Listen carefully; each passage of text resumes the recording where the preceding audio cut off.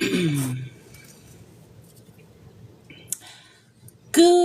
morning, everyone. Happy Friday. It is Friday, 12/12, December 12th. It is December 12th, 2025.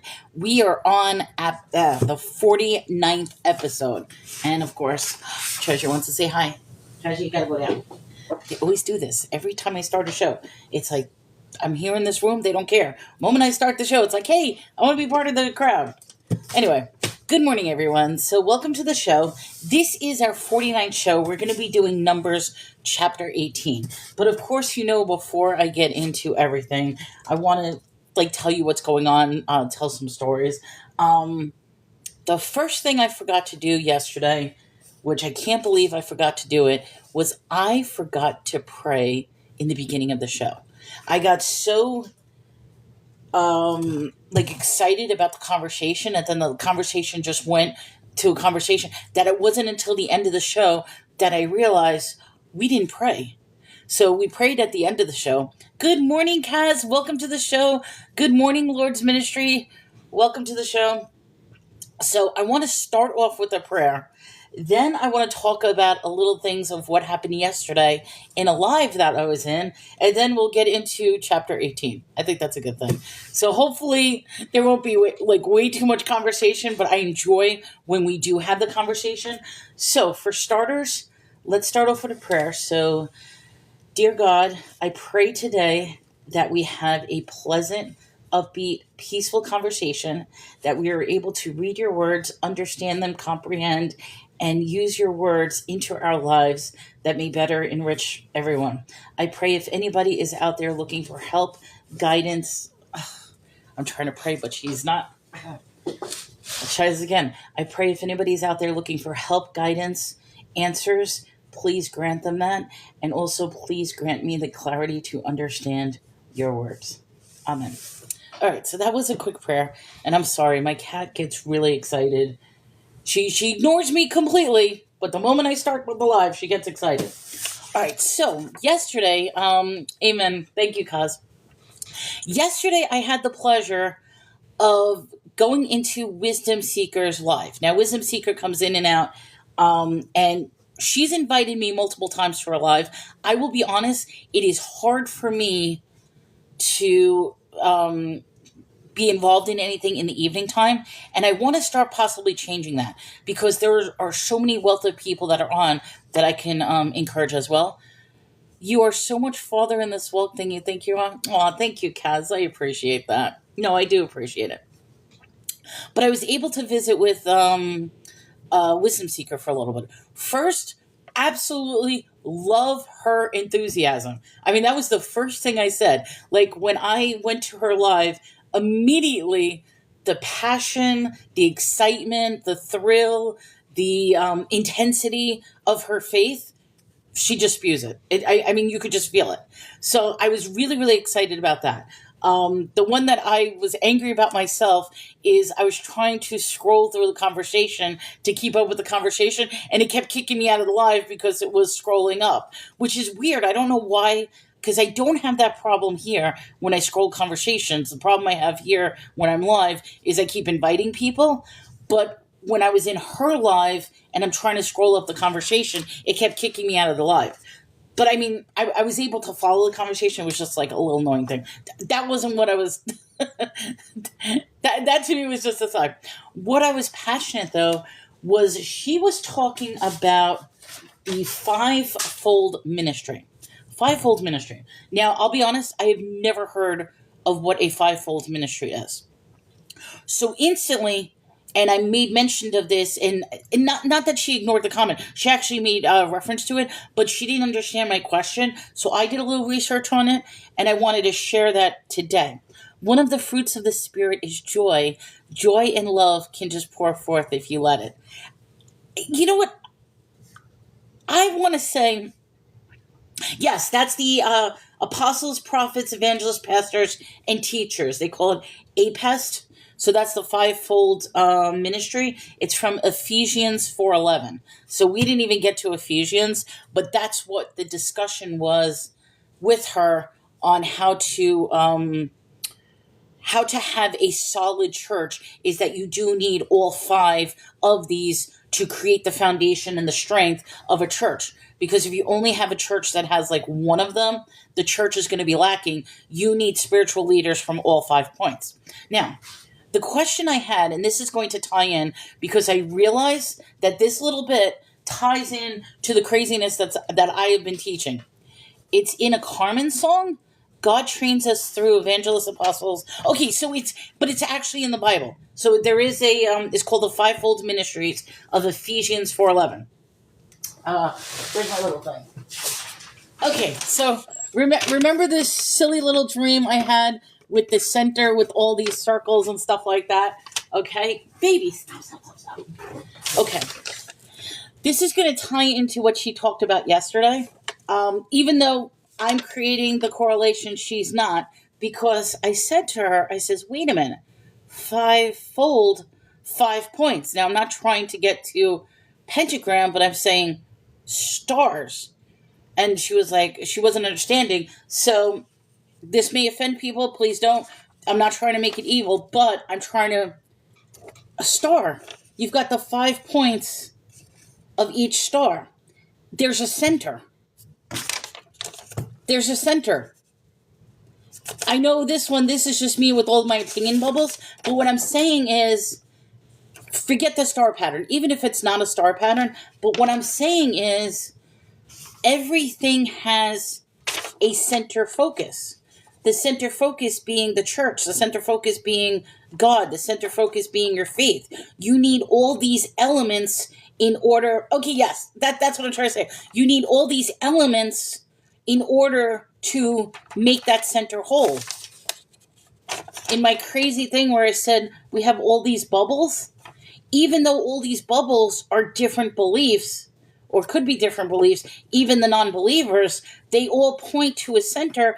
Whether they agree or disagree on the center, there is still a center focus point. And I almost want to say that as long as, yes, God is the center in everything, it doesn't matter what your belief is. It doesn't matter what, I'm going to say, what religion or what opinion or what, because it all leads back to a center. Now, in this, you need all the points of the different parts of the church to make it whole. That's where I was getting about the whole star thing, and starstruck, awe, light. I mean, I almost feel like you need different contributions of different talents, of different ideas, of different opinions, of different things in order to bring it all together and make it one. Does that make sense? Okay, because when you make something else the center, that's when it's dangerous. But here's the thing, Kaz, and that's an excellent point. You hit it on the nail. When you make something else the center, and I think that's I'm coming to a revelation, and maybe I'm not explaining it correctly, but if you can make your center a specific something, in this case, if you could make your center God, then it will be a completion. It will be whole. It will be all together. However, if you create this center in your life to be money or drugs or fame or power or obsession or sex, it all depends on what you prioritize as your individual center. If God is your middle bubble, then all the points fall into place. Right, but if you make something else that inner bubble, that's where things break down. And I think that's what my dream, I guess, is trying to tell me. And I mean, even if you ignore the star, just ignore the star completely. All I thought about with the 5 points is there's always a center to something. And when you have the center of something, it makes it complete. Biblically speaking, let's just go back. The tree of knowledge of good and evil and the tree of life were in the center of the garden. The way that they're doing this children of Israel thing with how they have the families divided with the tabernacle like in the center. I mean, we're getting all these imageries of things in the center. If that makes sense. I don't know. Maybe I'm too excited. I don't know. I just thought about it. But the point I was making is, if anybody does get a chance, if I'm not mistaken, she is on every Monday through Thursday, from I believe 7 o'clock to 9 o'clock, or 6 o'clock to 9. I don't know how late I got into the show, but I was able to watch about an hour of it. I think you had I think you had a revelation, and you're running with. Well, yeah, I had a revelation, but I'm tying it into other concepts and ideas. That's what I'm trying to think. I'm like tying it in. As long as you keep the truth of that revelation in focus. And yes, and the thing I was saying originally about this is, everybody can have a different opinion, but it should all focus on something. Even the people who don't believe, they still have a centering focus where their focus in the middle is nothing. And if you decide to create a focus in the middle of nothing, or put something else to prioritize that focus, then I almost feel like that's how it's going to branch out to everything else. And it will determine whether it's a strong foundation, a weak one, whether it will break down, or whether it will solidify. That's how I'm looking at it. And that would explain so much with why things go bad sometimes, why life isn't the way you want things to go, because you have too many other things that are interfering in what that center focus should be. So I think if all of us will focus, and I mean, like I said, turn to God, turn to Jesus. If you don't believe in that, turn to something that is that focus. If you drop a piece of poison in the middle, exactly, absolutely. So that's what I'm saying. If your focal point is bad, it's going to lead to all the other aspects of your life. So I mean, I know I'm like going all over the place with this thought, but I feel so strongly about that thought. If you put a false god in other religions, and everything goes sideways. I agree. Yes, cause yes, you're understanding what I'm saying. I feel like I'm not I feel like I'm not communicating it correctly, but you're understanding exactly what I'm saying. So yes, what you're saying is what I'm saying. I hope it is what I'm saying. But yes, so that's where I'm at. What else? I'm trying to think. You're on track, yeah. I'm trying to think. Because, like I said, I mean, yesterday what ended up happening was Chris got home late, which I felt so bad for him. But at least today he's no longer on call. So he's going to come home normal time. He's going to actually have a weekend off. Although we are going to church on Sunday. I'm excited about this. His daughter is very actively involved in the children's ministry. And one of the things that they're going to be doing is they put a puppet play on for Christmas. I mean, this is a really, really small church. I mean, I find it adorable. Like I said to Chris, it's where they used to live. So for us, it's about a 45-minute drive just to get to the church. But it's going to be adorable because she has the puppet and she was practicing with the puppet.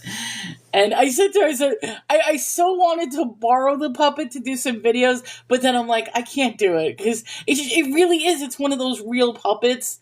So I'm like, can I borrow? I'm like, no, I can't. That's the church's puppet, whatever. But we are going to go to church to encourage her. And I'm actually, believe it or not, I'm looking forward to going to church because I know at this time, I'm not ready for the consistency of church. And I know that sounds a little crazy. But the moments I do go to church, I get excited. The only thing is I have trouble with the singing part. I do. I don't know why. I really think that's a block. I was watching a video on YouTube, and it was a very, very interesting video. The only thing is I forgot to write down the actual verse. And what it was is it was a study of a psychologist who had a bunch of schizophrenic patients. And I forget which verse. It was a verse in Psalms. And he says, okay, when it comes to my patients, I always give them, the schizophrenics, he's like, I always give them this Psalms verse. And a lot of the patients have said that when they recite that verse, the voices in their head that are talking to them start getting angry.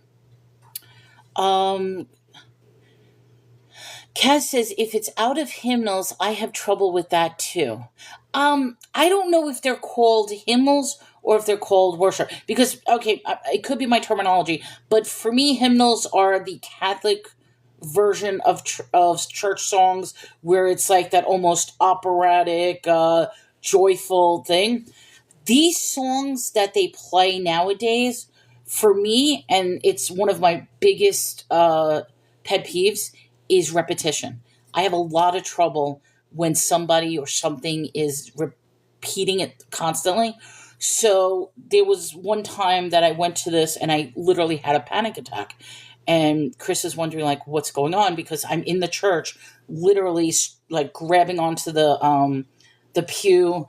I'm, like, scratching myself. And he's like, what is going on with you? And I said to him, I says, do you not realize that they just repeated the same sentence over and over again 487 times? And he's like, what? I said 487 times they said that same thing over and over while they're praising and worshiping. And he's like, you actually counted? I says, I couldn't do anything but count in order to stay calm because it was so aggravating that they kept repeating themselves over and over again. And I'm sorry. Good morning, Sarah. Welcome to the show. Hymnals is the book of old songs.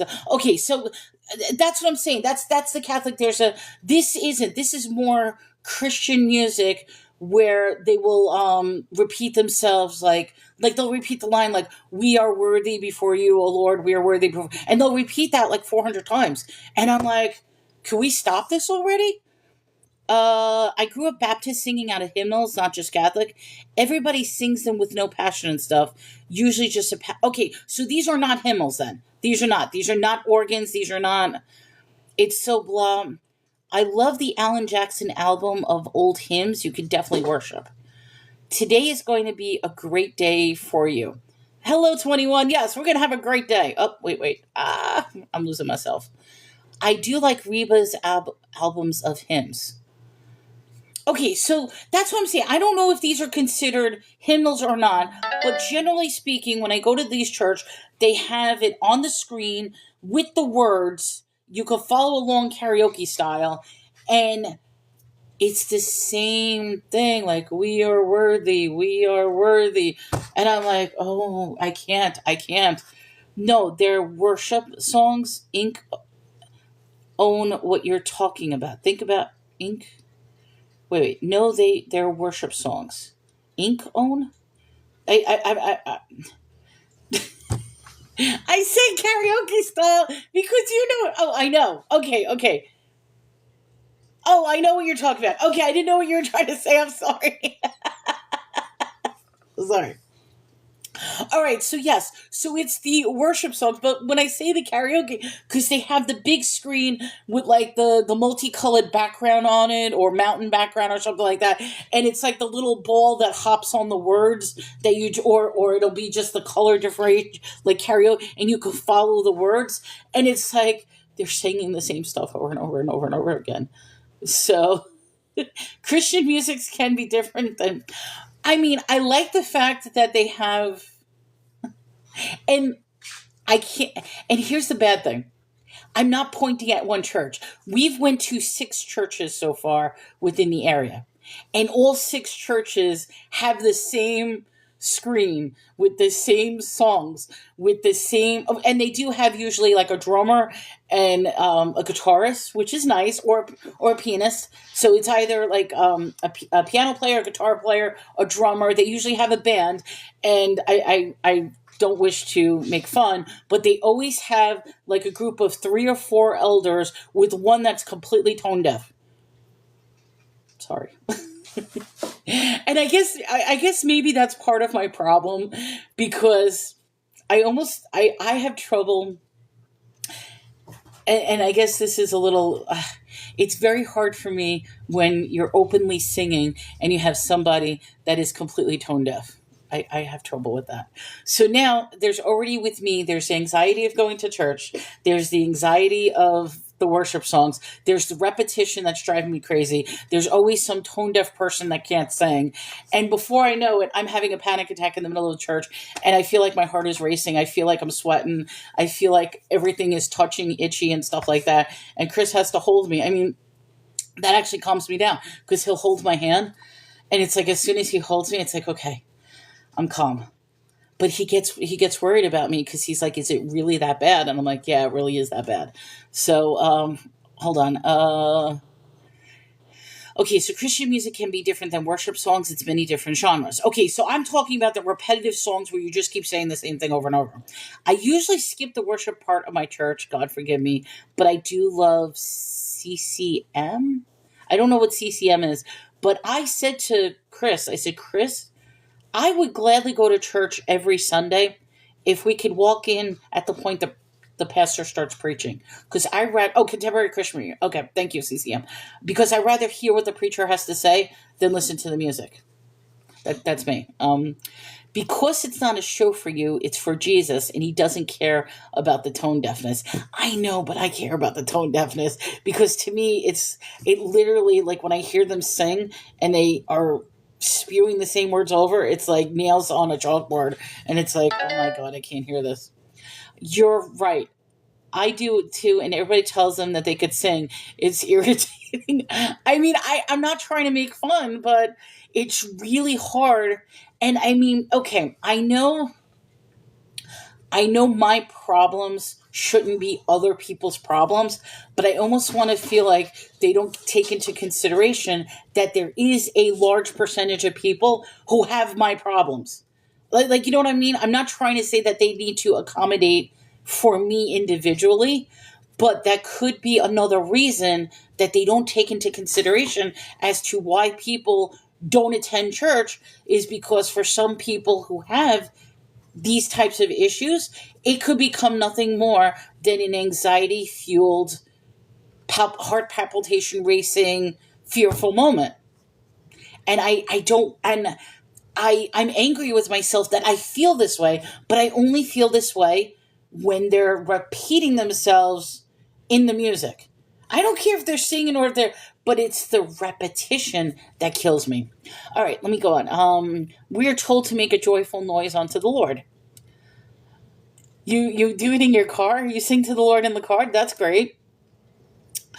I think people should just tell other people the truth and help them work on it. Brian, I agree with you, but here's the problem is society as a whole is not ready to genuinely hear the truth. And we are in such a tight-knit, like, don't offend other people type society that people are afraid to tell the truth to somebody because they're afraid of the reactions they're going to get. I say this to Chris. I'm like, Chris, whatever you need to tell me, even if you think it's going to upset me, tell me the truth. I would much rather you tell me the truth. I says, will I get upset sometimes? Yes. There will be times that I will get upset, emotional, but I would rather hear the truth than to have you lie and not tell me what's going on.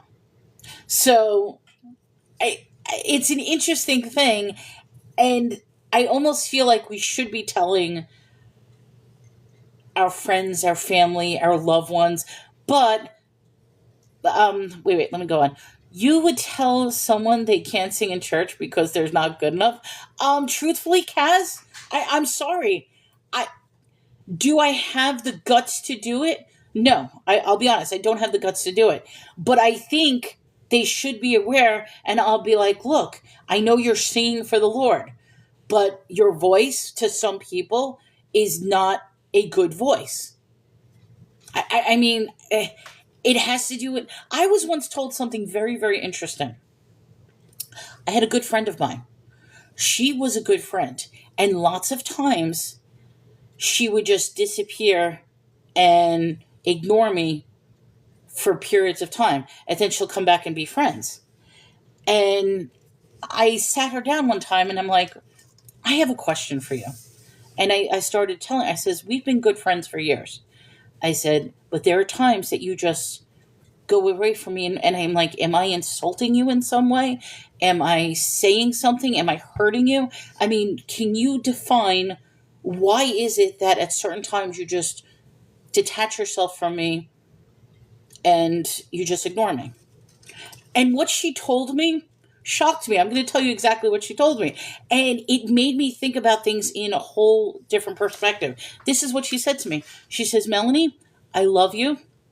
You're a good friend to me. She says, the problem is the frequency of your voice. And I looked at her, I'm like, excuse me? She says, your voice will change during different times. When you get excited, when you get angry, when you get serious, when you get academic. She says, most of the times we could have a conversation and there's nothing wrong. She says, but certain times when you get into your zone, your tone of your voice and your pitch changes so much that I cannot stand to be near you because the sound of your voice makes me nauseous. And I was like, I was in shock.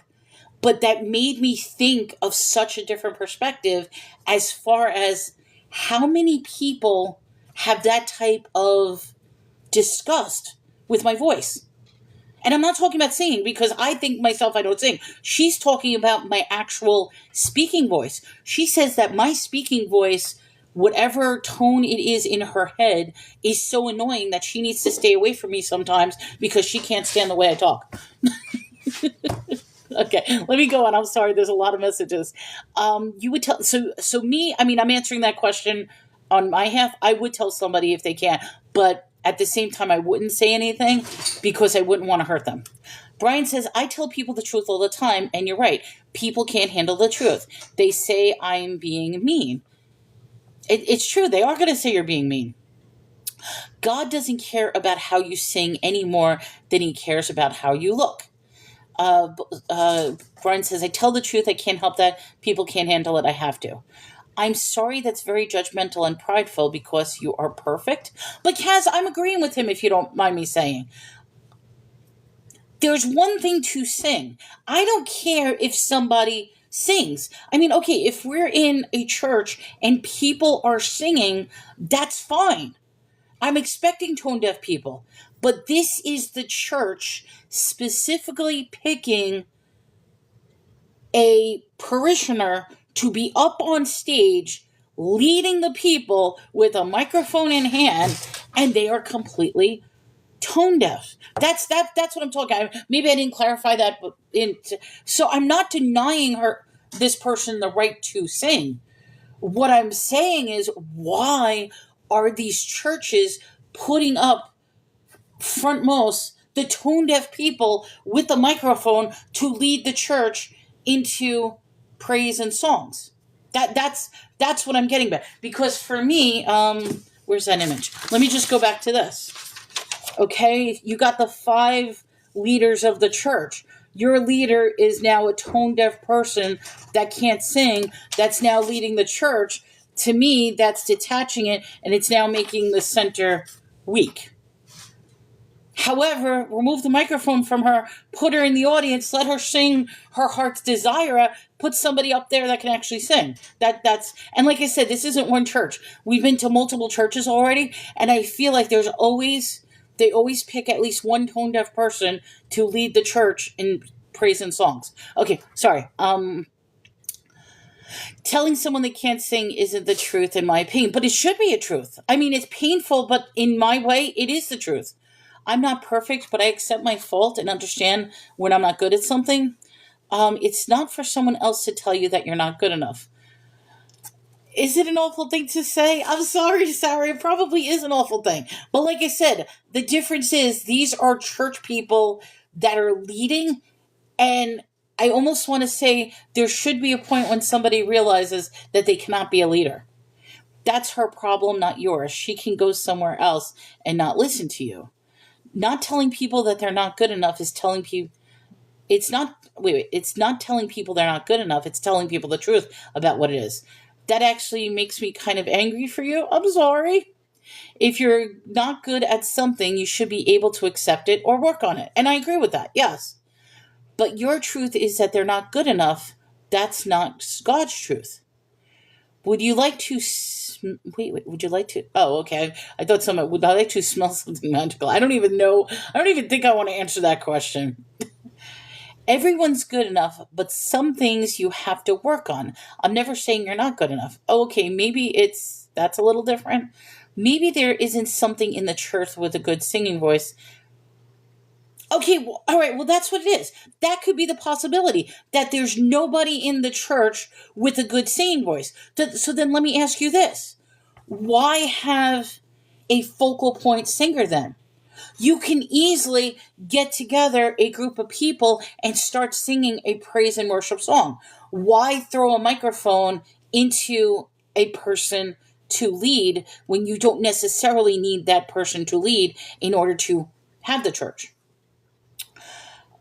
Because there's only one true church, the Catholic Church. That's the answer. Santa, sorry, people are going to disagree with you. Okay, yeah, that too. Maybe they were the only one willing to do it. 21 says, I'm a terrific, the truth is necessary. See, I don't think I'm a good singer. I don't. I like to sing and I'll do like singing videos. I don't think I'm a good singer though. I think Sarah was talking about Sarah was talking about what my friend said to me. Oh, in regards to that she hates my voice. I think that was an important conversation. At first, I couldn't comprehend it.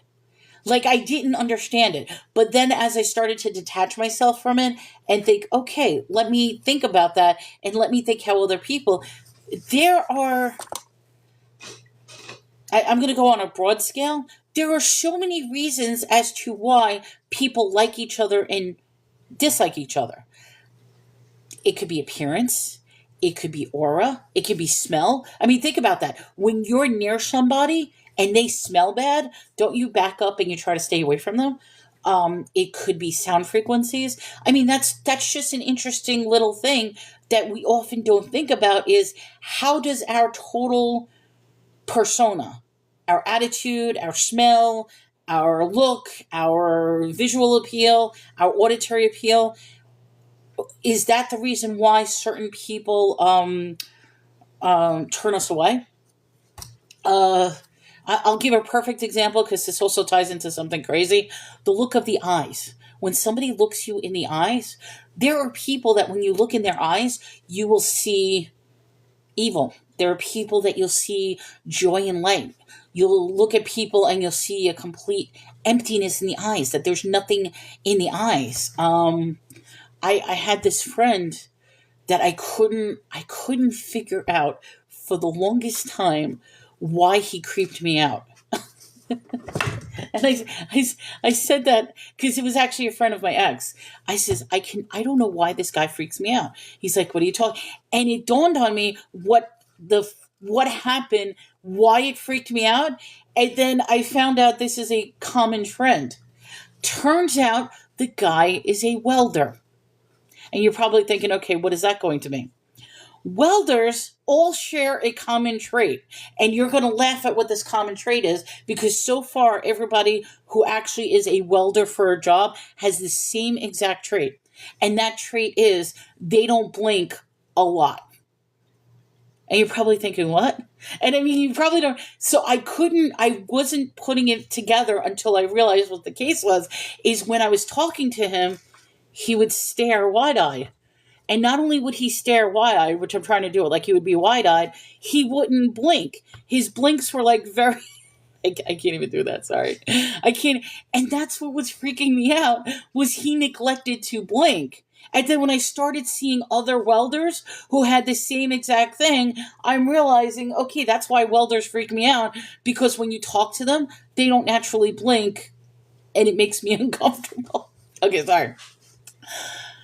Your focus should be on God, not the singing. But I almost want to say it shouldn't be on the singing, but if the singing is a worship and thank you for God, and then you have somebody who is blaring out that bad frequency, I feel like it makes a cut into your connection to God. I wasn't saying you said something awful. I love you, sister. I pray and Jesus blesses you with his peace. Thank you so much. Welcome to the show. Because someone felt led to sing. Because someone felt led to sing for some reason. Understand? I don't stay away from. I just let them know. Sometimes they look embarrassed, but I don't tell them out loud. I tell them discreetly. It's the 5-minute rule, or someone can't change it in 5 minutes. Keep it to yourself. All right. So see, Kaz, I think this is a very important thing, and this almost. And I'm not trying to get into an argument, but this is a very, very good point. And I guess this is the moral dilemma. Do we tell people the truth? Do we hold it in and not tell them anything? Do we discreetly tell them in privately? And I mean, it could be a subjective thing. Me saying that this person is tone deaf could be strictly my subjective thing that nobody else has that same opinion. But wouldn't it be fair to them to know why I am personally disgusted by that scenario is because of my issue with them singing? So while it may only be my truth, it is a truth. It might not be a shared truth, but I almost want to say if I have an issue with them singing, maybe other people have an issue too. Now I said this to I'm like, Chris, they're tone deaf. And instantly he looked at me, he's like, yeah, and I looked at him because for him, it did not faze him that they can't sing. He's like, yeah, I know they can't sing. He was like, they've been singing for years. They can't sing. I'm like, I says, but this doesn't bother anybody. So I guess for like him, he's like, they've been here for years. They've been worshiping for years. I says, okay, so you are used to the fact that they can't sing. You just accept the fact that they can't sing, and you just ignore the fact. And he's like, well, yeah. I mean, what are we gonna do? They're singing. I'm like, but if you tell them that they can't sing, give somebody else another chance that maybe could sing, or because that's what I said. I mean. Don't you realize you could be deterring people away for something as silly as that? And I know that seems silly. And just think of that. That's just one thing. Think about all other aspects. I went to a church one time that literally had nothing but fresh cut flowers everywhere. Carnations, flowers, baby's breath. Every Sunday morning, they filled the church up with flowers. Well, guess what? I'm allergic to flowers. I can't have carnations or baby's breath or all these flowers fresh cut all over the place. I couldn't go to the church. Now that's my issue. My issue shouldn't necessarily be their issue, but I'm pretty sure I'm not the only one who suffers from allergies, and that I cannot enter this church simply because of something as silly as that. So it's like, I almost want to say, I know you can't accommodate for everybody, but certain things should be accommodated. These are things that I feel like there should be an awareness of. If they have something in their teeth, tell them because they can change this. He neglected to blink. And see, if anybody has welders, take a look. You'll see exactly what I'm talking about. Welders will have that wide eye stare. If no one tells you, you can never change it, and you'll be stuck that. Exactly. If nobody tells you something, you'll never be able to change it. Think about all these people coming in saying you eat too much. It may be their truth, but it's wrong to stay. And you know something? And that's perfect example. That's why I am the way Chris was, where it's like, okay, so she can't sing. I have personally detached myself from that because those people coming in about my weight and stuff, don't you think I've heard that the past 45 years of my life? It's like, okay, they're not saying anything new. Now, it may be hurtful and wrong to other people who are like, wait a minute, did you actually say this to her? Why are you making fun of her? Why are you disrupting this? And I have the attitude that I'm just laughing. I'm like, you think you're saying something new? I've been dealing with bullying for 45 years of my life. It's, you know what I mean? It's like, they're not saying anything new. They're not saying anything. So, I mean, I could just accept it and move on and just ignore it and laugh. I could cry about it. And I mean, there's so many things I could do, but I think it has to do with I have that same attitude that Chris has. Like, okay, yeah, so she can't sing. Okay, yeah, so I'm fat. Who cares? Like, Brian says it's not wrong to say they might be right and it might accept the truth. If you never tell someone, they will never know that some people and like I said, ignorant this goes back to is ignorance blissful? Because I genuinely wanted to know with my friend why she would disappear from me. I never understood it. And I'm glad I had the conversation with her. At the same time, it's one of those things I'm like, my voice really aggravates you. I laugh about it, but it's something I can't change. I mean, I think with her, when she says my voice does like the high lows, sing song voice, she'll say, or something like that. It's like I have to think about myself and I'll be like, okay, let me change the tone. Let me change the volume. Let me change the frequency. Maybe change the type. Maybe I need to be more monotone. So I try to think about different ways to quiet down my voice and calm down so I can have that conversation with her. But right, in this case, if I never confronted the truth with her, I would never know that that's what her issue is. And I would be in my head this entire time debating what's going on. Why exactly? They probably don't well know that they can't say. Something, Kaz, I'm going to disagree with that. Bad singers do not realize that they can't sing. I don't know why, but seriously, bad singers do not realize that they can't sing. They don't. That's why I just tell people right off the bat, I'm a bad singer. I can't sing. So this way, I don't have to worry about whether they want to like me or not like me. I'm just saying, I'm a bad singer and leave it at that. And by the way, Welder's eyes are like that because they're stuck. Okay, yes, Brian, yes. I never finished, but yes, that's the reason. Welders always have the wide eye and they blink because they're so used to the flashing of the lights that their lights could adjust and stay open a long time. So yes, focused on a long time. They exactly. So, but here's the thing, Brian, not many people would know that. Not many people would have experience with that. And you hit it right on the nail. That's the whole point, and that was the purpose of the story. Because, like I said, I never met welders before until I started meeting him, and he had a whole bunch of friends that were welders. And I'm like, this guy creeps me out, and I couldn't understand what the reason of why he creeped me out. He creeped me out because he never blinked, because he's a welder who keeps his eyes open all the time, and is used to the flashing of lights. Sorry. Okay, flip it and imagine the courage it takes to get up there and sing. I do know. I have stage fright. For all my life, I had stage fright. You know how I got over the stage fright? I took opera in college, and I had to do an opera by myself. I had to, yes, that was part of the grade, is the opera class was a singing class, and then for the final, you actually had to do a performance. So that's, I talk about, like I said, if you want to, I'm one of those people, if you want to face a fear, then toss yourself head blown into it and face that fear, and then love the journey to overpass it. So that's, yes. So if they feel God wants them up there, they have to be obedient. I believe, I'm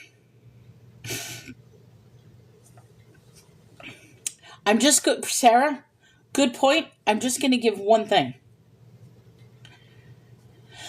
There are people out there, and forgive me for saying this, particularly in the church, there are people out there that are the look at me people.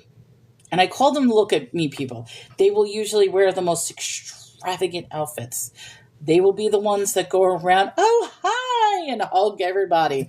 They will be the ones that, and I feel like it is a false facade that they try to be the perfect churchgoer. Generally speaking, those are the same people that will grab the microphone and go up and be the star of the show The question is it that God wants them up there, or is it that they just want them up there to be the look at me, I'm getting attention? I mean, it's a genuine question. Okay, believe me, I know I used to sing in a choir. It took me a minute to get used to it. Because again, they aren't singing for human entertainment.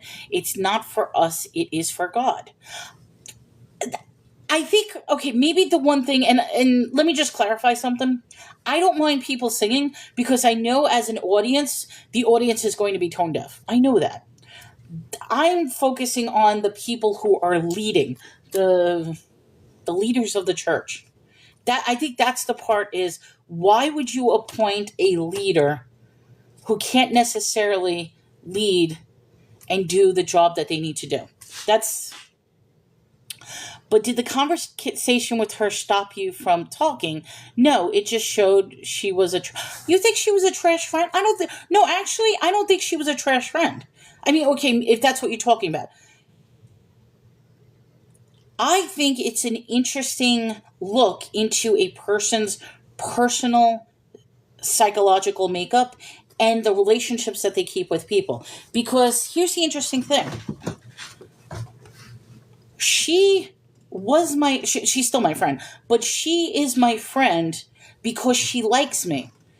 The only problem is my voice to her is so repulsive that she has to detach herself from me in order to calm down and realize, okay, my friend is not her voice.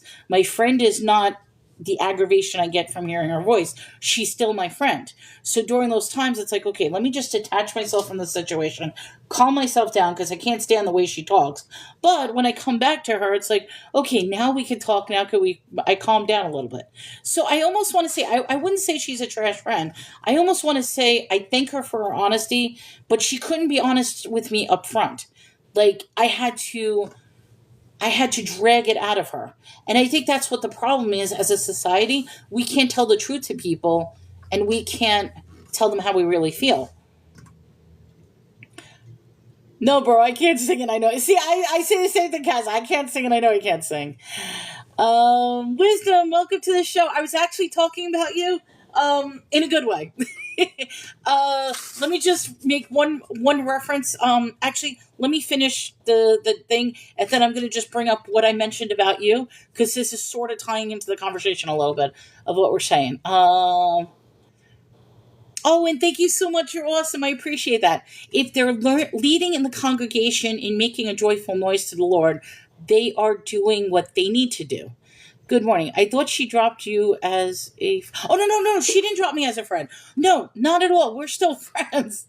No, and that's why I said this was an eye opening for me, because it's like, how do you change the frequency of your voice? And at the same time, is why is she friends with me if it's so aggravating to her to listen to me? So no, but we're still friends. I like you. You're down to earth and you're a real person. You're not phony. Thank you, Brian. I appreciate that. Oh, I was like, well, that's just wrong. So it's more of a texting. No, we are. Well, now it's texting. I used to live in the same town that she lived in, and we were exercise problems. We were exercise partners. We would go walking every morning. We would go to the gym. Unfortunately, I moved away from the town, so now our friendship is more texting, talking online. I'll visit her every now and then, but we were definitely more closer before I moved away, but we're still friends. But I mean, I'm glad that was something that she discussed with me. I mean, like I said, we would go walking every morning. We would play Pokemon Go. That's what we would do. We would collect Pokemon and walk in the park. It was fun. All right, Wisdom, if you're still here, and I'm just going to tie this up. We were discussing your fivefold ministries. One of the things I said was in regards to a center. This ties into my craziness from the other day. This was the dream I have, where there's a center, God is the center, and then you have all these bubbles of people, of different thoughts, of different ideas, of conflicting things, but there's always a center in the middle. But then when you mention the 5 points of a church, and I'm not trying to make this evil, but it's funny how it's 5 being a star. When you have 5 points, there is a center of it. And I almost want to say, if you remove one of these 5 points, then your center is going to collapse. It is going to be completely, uh, then the center is going to be completely destroyed. So I actually really, really liked your discussion about the five folds, and it tied into what we started talking about now, where I was saying, what if there's a break in the leadership of a church? And it tied into music because I have this problem when it comes to worship music, where if somebody is tone deaf or if there's repetition, and it led into this conversation. So that's where we are now. It was a long drawn conversation that led into this. So I'm like that with my bestie. I find comfort in silence, and she hates silence, so she chatters. I have a problem with silence as well. I will rather fill in silence than to be silent. And Chris notices that as well, because Chris tends to go silent a lot. And for me, if you're silent, then you're ignoring me. Well, I shouldn't even say that. That sounds so greedy. Then you're ignoring me. I know he's ignoring me. He's ignoring me because he has ADHD and he's focused on 100 million things in his head.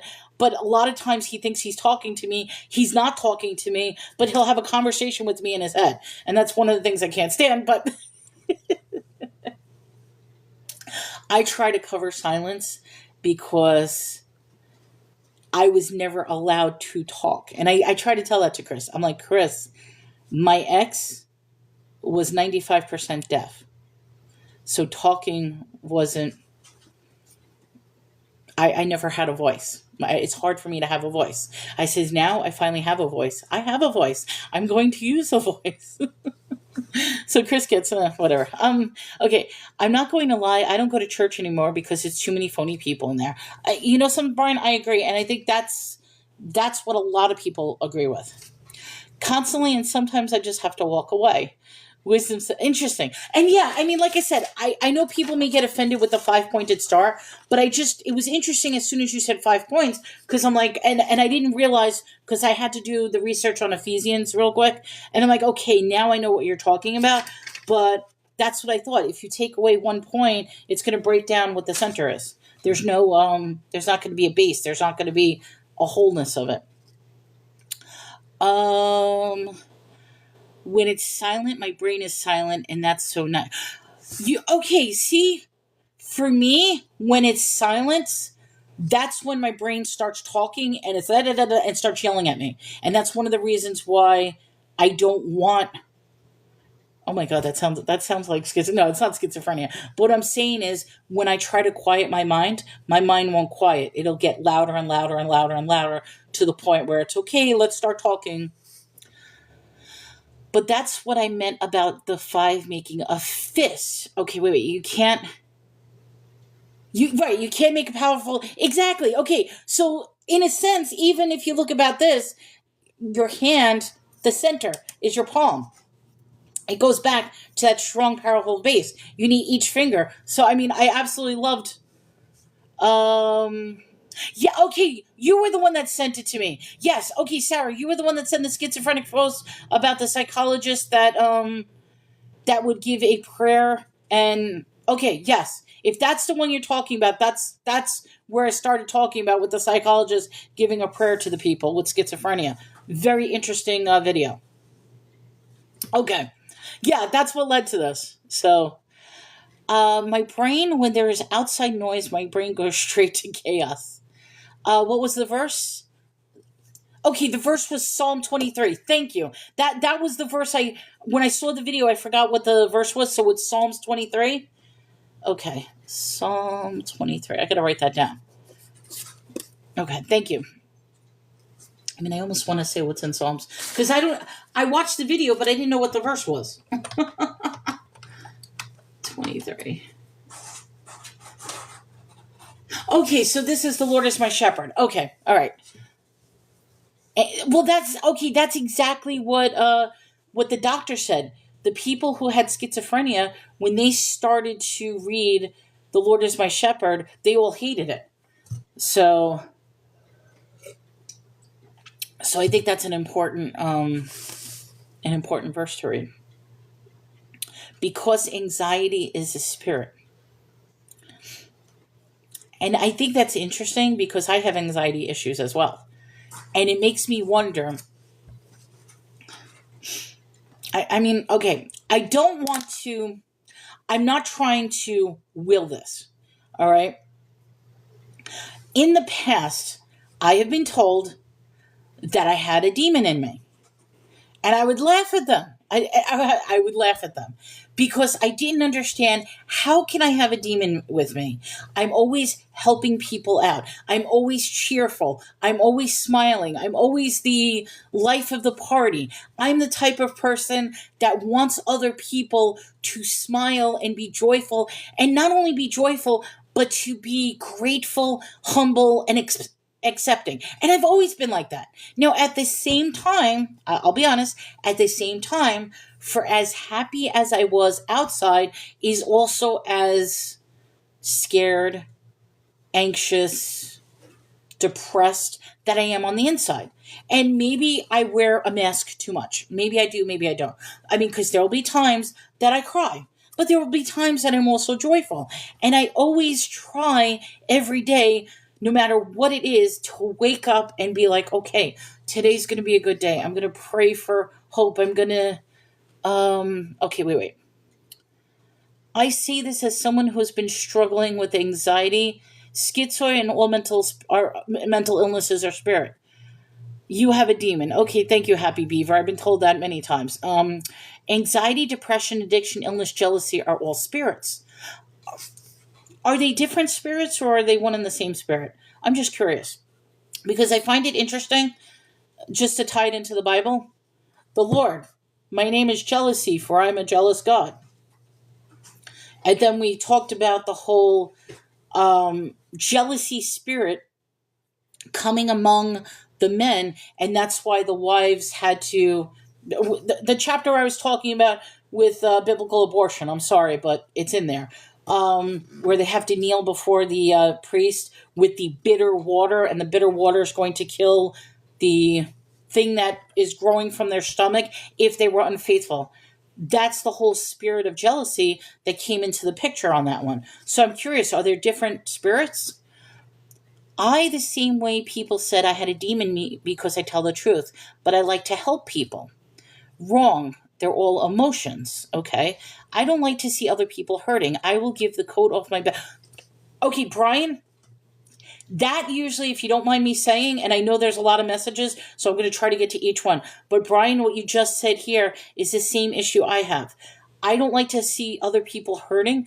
Generally speaking, that is usually a characteristic of people who have been hurt themselves, people who have been in trauma situation, people who have been abused, because they know exactly what it's like to be abused, to be hurt, to be kicked down, to be bullied, that they don't want other people to feel that experience. So they will fight and do anything and everything they can to protect other people so that other people don't have to go through what they went through.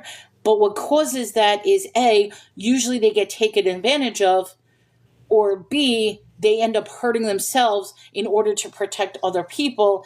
It just creates this whole cycle of abuse. Let me go on. I'm sorry. I was saved since I was 16, but I was in extreme bondage to addiction for a long time. But I'm the one with the demon. It's crazy only because I tell the truth and they don't like me. Wisdom says there is a chapter in the New Testament when Jesus casts out those spirits. Okay, so they are different spirits. Happy Beaver, I don't think I have a demon. It's a different type of jealousy. Okay, everything is spiritual before it's natural.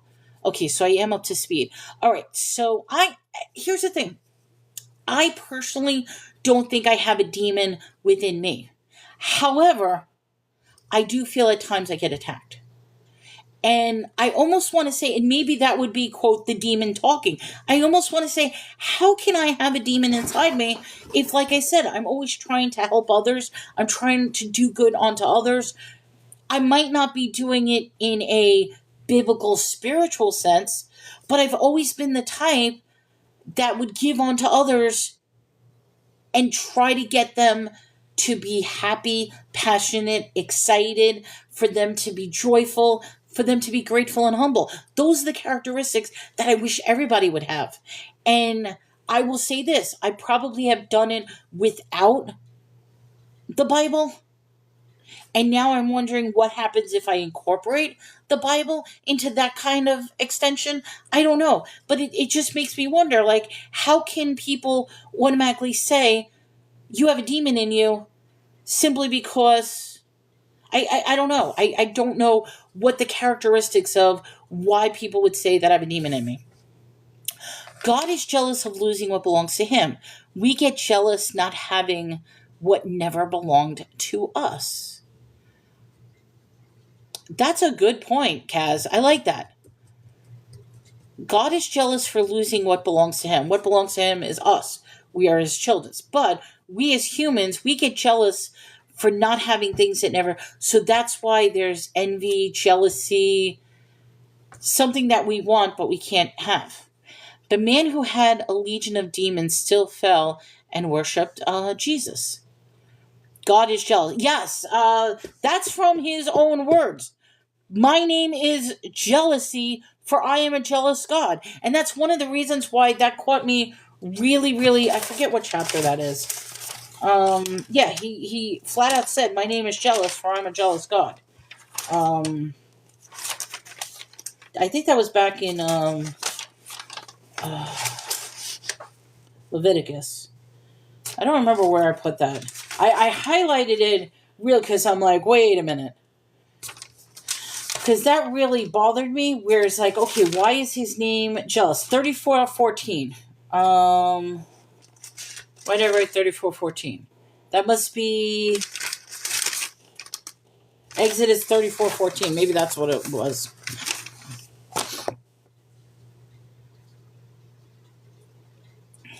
You can be a good person, still be in bondage. It's sure, absolutely. I agree with that, Kaz. Sarah says God is righteous and jealous. Let me go back to that. I think it was. Hold on. I wrote Exodus. Was it 34:14? Let me just see. I hope that's the chapter. Let me see. Exodus. Okay, Exodus 34:14. For thou shalt worship no other God, for the Lord, whose name is jealous, is a jealous God. So for the Lord, whose name is, and that's another reason why I thought God the Creator and the Lord are two separate beings, because the way they refer to the Lord and God is usually a detachment with pronouns, I guess. All right. So yes. So God is jealous, for He's a jealous God. Covet means to intensely desire what doesn't belong to you. I wonder what makes you ask this question. Is jealousy a sin? It's a different kind of jealous than coveting your neighbor's wife. Exactly. It's two different jealousies. To envy and covet is a sin. Okay, dang, I missed it. I had to take a call. What are we talking about? We're talking about a whole bunch of stuff. Let's catch up, because big are there other gods? Absolutely. There are absolutely other gods. They've already since where we are now in Numbers, we have one god by name. The name is Moloch. So that's the first god that they actually make mention of. And they talk about the calf god, but they never named the calf god. So the fact that the Lord is giving commandments that says don't put other gods, don't put false gods, don't be worshiping other gods, tells me that yes, there are other gods. And we already, like I said, Moloch was one of them that was actually named, which I thought was very interesting, why we actually have a name of another god. But so the answer is yes, there are other gods, but you can take it that way. What church are you from? I'm not from a specific church. I agree. I don't believe it's the same thing they're talking about. It seems like two different. Yes, and I'm two different entities. I'm going with that, and I know that upsets some people, but I really believe this goes back to Genesis, where it says these are the generations of creation, and I think we're just hearing different stories of the different creations. The Lord is being a jealous God, and whether that's a sin or flaw or not. Jealous to me meaning he created you to worship him, and when we worship anything else, it hurts them. Absolutely. But I just find it interesting that he called himself jealous. The Lord's name is jealous, for he is a jealous God. Have you found a verse yet that says, I am the Lord your God? Yes, yes, there's many verses, Kaz. I am the Lord your God. But he also says, I am the God of your fathers. I am the God of Abraham. I am the God of Isaac. I am your God. So yes, there are verses like that. Yes, we've read some of those, and I still see them differently. I do. Those gods with small g are not to referred as Elohim. Okay. Well, there you go. See, like I said, I still see it as two different gods, but we'll see. Hello, Michael. Welcome to the show. Stay in, party. Let's see. All right. So it's a very, very interesting debate. So people that worship other gods are going to hell. I don't have that answer. We haven't gotten to hell yet. We've seen God's name. You just didn't recognize it as his name. We've seen it a couple of times. Okay, we've seen it as Yahweh. We've seen it as Jehovah. We've seen it as Lord God Almighty. We've seen it as God the Creator. We've seen it as G-O-D caps. We've seen it as G lowercase O-D. We've seen it as Lord all caps and then capital L. So if you're saying that these are all one and the same, okay, I'll accept that. But I still see that there's a differences in. That's why I say, you're not from a certain church, but where does your interpretation come from? From me using my brain and common sense. I mean, this show is me learning about the Bible for the very first time. So it shouldn't matter what church or anything that I come to. This is why I stay in love and peace. I don't concern myself with all things in the Bible because it starts to confuse your mind. So Moloch isn't the only god you've... Are you asking me that? As of right now, Moloch is the only one referenced in the Bible at this point. And the reason that I mentioned Moloch, because I thought that that was extremely weird that they even made reference to a name. And the fact that they named it with a capital M, lowercase letter, they're actually giving reverence. They're actually, not that they're giving, but they're making it known that there is such a deity. He didn't do that with the calf god. He didn't do that with the idols. He didn't do that with gods where it says, okay, gods is some sort of little statue that's coming out of the fire. He never made any mention. So far, that's the one and only. And it could be in other texts. It could be in the future. But I'm curious, how many other gods does the Bible make reference to? But so far, Moloch is the only one at this point that they talked about. So you believe that truth is what you can comprehend. I'm going to go in. I know you want a philosophical discussion. I'm not even going to get into that. Interpretation comes from the Holy Spirit. What if people don't know about this God? Can you hold them at fault? No, they're going to be this right here. Everybody in their little bubble with their little beliefs. So two people with two different interpretations were influenced by the same... if that makes sense. Hey, Susie Q, welcome to the shows.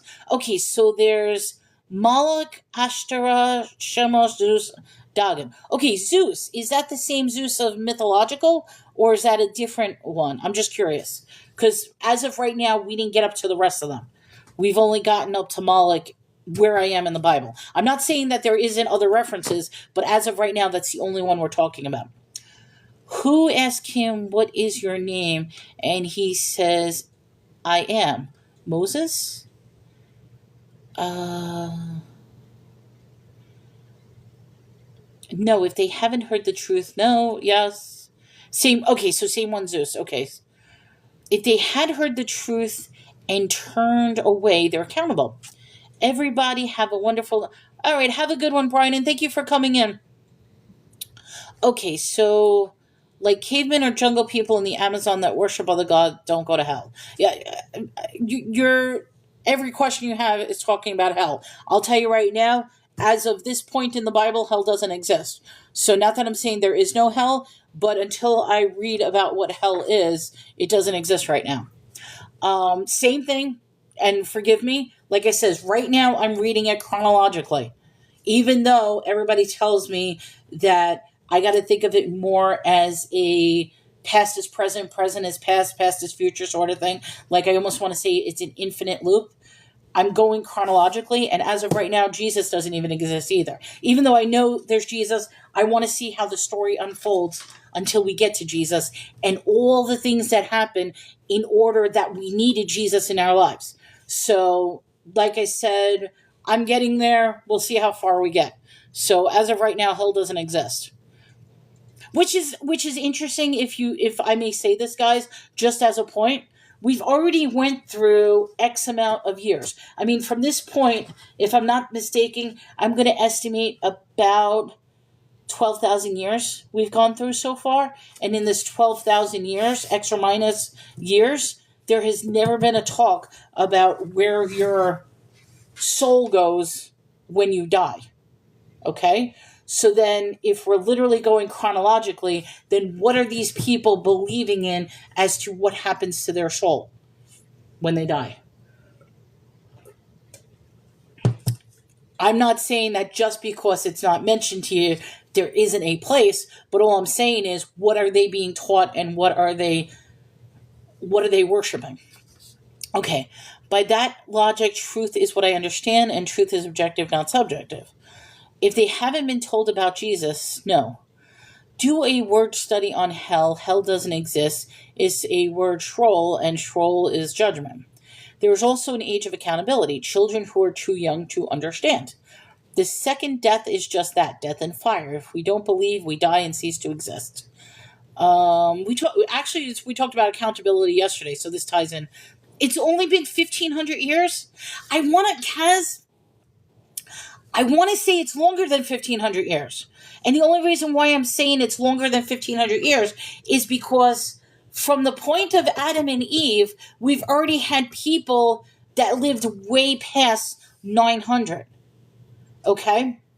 So if you're taking all those people that lived in the 900 years, we're way past 1,500 years compared to the beginning when God created the heaven and the earth. So that's the only reason why this may have been 1,500 years. Well, no, it wouldn't be 1,500 because that would be whatever. I don't think it's only been 1,500 years. And if that's the case, then whoever did that math did some serious unmathing, because even if you go by the birth of this person begetting this person begetting this person, then it doesn't make sense that only 1,500 years has passed. Okay, because they still have to face some sort of judgment here. It's a commandment. Do not worship other gods. Exodus 20. Absolutely. And he mentioned it a couple of times about other gods. And I almost want to say, wisdom, because it's a commandment, do not worship other gods, that alone is saying there are other gods. You know what I mean? It wouldn't need to be a rule or, like I said, a warning label. There wouldn't need to be a warning label unless there's truth behind the warning label. So if he's warning, do not worship other gods, that to me tells me there are other gods. All right. When he went, where is the rich man that went to and is begging for just a drop of water? In an Orthodox church, hell is not a physical place, but a condition of the soul without the presence of God. Hell exists, and he begged to go back just to warn his family. Adam to Moses is only 1,500 years. I know you're saying that I almost want to say there's something wrong with the math of the lineages. Because then that would mean Adam to, because Moses alone lived to like 800 somewhat years. They added up the genealogy from Adam to Noah, then Noah to Moses. Yeah, that's what I'm saying. It doesn't make sense then. If they added up, like I said, I almost want to go back to the genealogy with the math, and I'll tell you right now, it's longer than 1,500 years. particularly when he was saying how long unless all these people are actually overlapping. So if that makes sense, then Noah would have been alive as far as when Moses was alive. If that makes sense. I don't know. I almost want to say the math is not mathing, that it's only 1,500 years. It was a parable, but people will go into the fire and die. There are other gods, but we are to worship the one true God. And yes, I just named a lot of them. He was wanting to go back to warn them to keep the Torah truly in truth. It was pointing to keeping Yahweh's commands. Hades, it was Jesus warning us about hell. Some of them do. Okay, so some of them do overlap. All right, then that'll make sense. Of course, they're overlapping. Many of them live during the same time frame. Do a study on hell. He spoke in parables. Whoops. All right, I think I'm finally, yes, I'm up to date, guys. Okay, welcome to the show. All right, so shall we get to chapter 18? I'm going to say this. I don't know how true this is. Do we not get to hell until we get to Revelations? Is that the point that they first speak about hell? I don't know. I'm waiting for the point that we actually do get to hell. I'm also waiting for the point that we get to the word heaven without it simply meaning the sky. Because from this point on, from this point where I am, the definition of heaven simply is the firmament which covers the earth, the dome, the sky. That's why the Tower of Babel wanted to get to heaven. They were trying to get to the sky. So that's just something to think about. Yeshua calls it the second death. Yah says everlasting life is for believers only. A loving God who gives us free will not punish us for eternity. Kingdom of heaven is all over the Gospels. Okay, and the Gospels, if I'm correct, is the New Testament. Is that what you're talking about?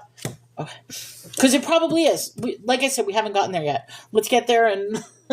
But I do want to start on chapter 18. So, where we are right now. Okay, so yeah, Matthew, Mark, Luke, okay, and John. Those are the Gospels. So that's New Testament. Life is for believers obeying. Death is for the unbelief and the disobedient. That's an interesting way of putting it. But even for the believers are going to die at some point. So you're trying to say that with believers, they're never going to die? Their spirit may never die, but their body will. All right, so chapter 18, we're on Numbers. So now at this point, and I'm sorry, I know I keep saying this, at this point, every other chapter is either a chapter on offerings or a chapter on dwindling down the children of Israel because he really is killing them off. Yes, he's killing them off because they keep disappointing him. But I feel like, and this goes back to the question, which, yes, I'm going to justify your question. I am feeling like, from what I'm reading, that he is punishing everybody for the actions of a few. That's what he does. The Lord is punishing a bigger group for the actions of a smaller group. He's already done many killing sprees. So let's go to 18. Let's see if he's still going to be on a killing spree, or is he going to get back to, these are my offerings, these are what I want, these are the rules. Are you going to obey and listen to those rules, or are you keep going to complain? We've already had almost 3 instances where they tried to kill Aaron and Moses. They were about to stone them before the Lord intervened. So the overall attitude of the camp is of anger, frustration, hunger, dissatisfaction. They're frustrated. And the fact is, what they're being told is, if you want to get to the milk and honey, you need to fight to capture the lands. So that's where we are now. I see your lives all the time. Stay consistent, stay in the word, and be fun. Thank you so much, Mike. I appreciate it. Welcome to the show. We do that in society. That's why insurance premiums... Kaz, don't get me started on insurance premiums. Actually, I might have. I actually might have good news. I had to call up my insurance company this morning because I'm one of those people that are affected by, because I'm self-employed. I use the ACA Affordable Care Plan, and I already did my 2026. Weird story. They canceled me back in September because even though most people start their insurance in January, my insurance company starts in September. So I had to call and verify because I'm like, wait a minute, now that there's no ACA subsidy, what's going to happen to me? Well, I'm not going to get the subsidy, but I'm still locked into a beautiful rate. And I'm like, like my heart, I'm like, wait, I'm locked in? I says, I'm locked, because I had the understanding my insurance was being canceled on December 31st. They're like, no, you signed up for 2026. You're good from September to September 2026. I'm like, ah! So, sorry. So if there's anything, that is a prayer from above. Okay, I'm sorry. So that's my little rant about insurance premiums. But yes, okay. Who chooses to believe and obey? We get punished for something other. But see, that's where I feel it's wrong. Why should we get punished for what other people did? I mean, okay, I understand if you are a follower and you are an accessory, but in a lot of cases, I feel like the Lord is punishing the people who are not necessarily accessories to the initial action of the person that should be punished. Obedience is the product of belief, not prerequisite. Have you all been led to the true Sabbath and keeping the Sabbath, the truth in the Sabbath, right? He disciplines his kids. At this point, society has given up on the Sabbath, which is sad. As a statement to say none are innocent, I think I lost the track of none are innocent. I mean, unless that's going back to the Sabbath. Nobody keeps the Sabbath.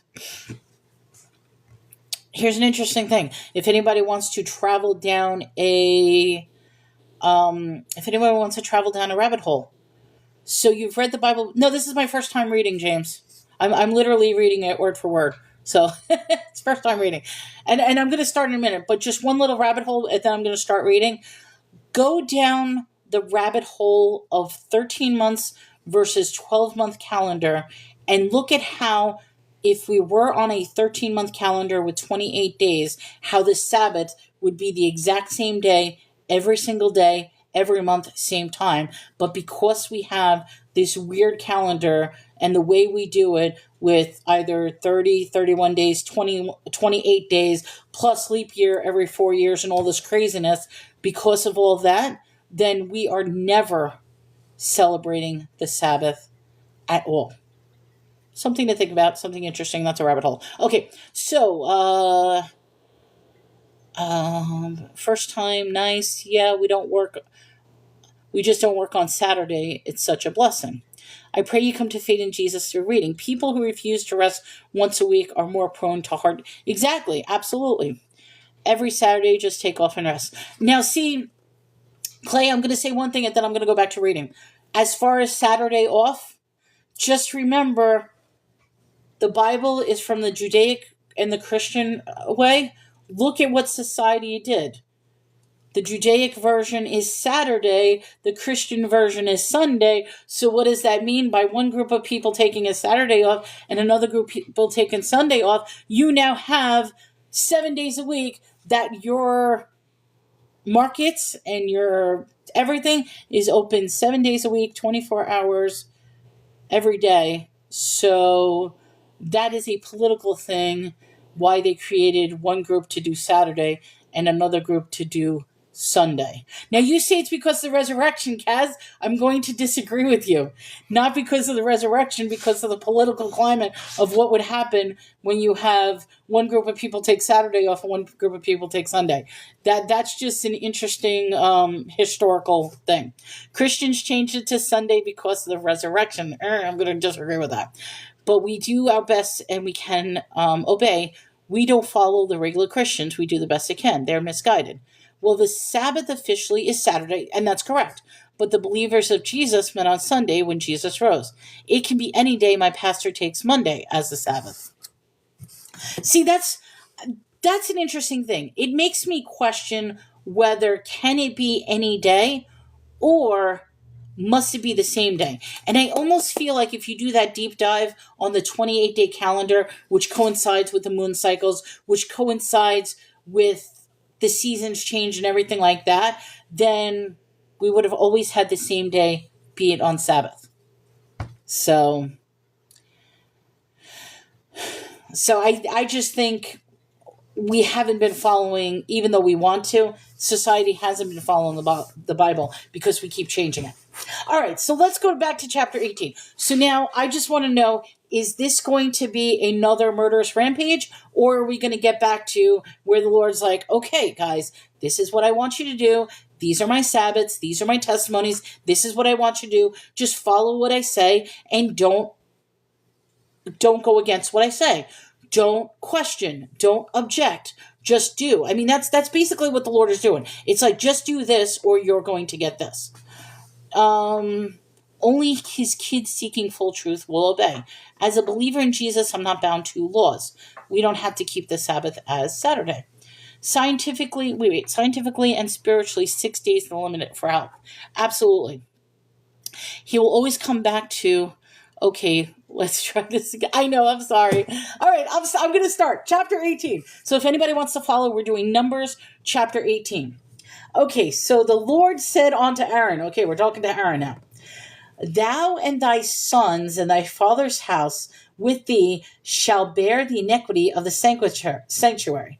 And thou and thy sons with all thee shall bear the iniquity of your priesthood. Okay, so he's blaming Aaron now for the sins because he already had to do the mass killing of all the princes because of what happened in the last chapter. Let's go. For thy brethren also the tribe of Levi. Now Levi was the ones that was going to be upkeeping the tabernacle. The tribe of thy father bring thou with thee, that they may be joined unto thee and minister unto thee. But thou and thy sons with thee shall minister before the tabernacle of witnesses. If you love me, you will keep my commandments. Okay. Wait, I got to get back upstairs. Oh, what's going on upstairs? No, that's not false. He will always come back. Okay, let's try this again. Okay. All right. And they shall keep thy charge and the charge of all the tabernacle.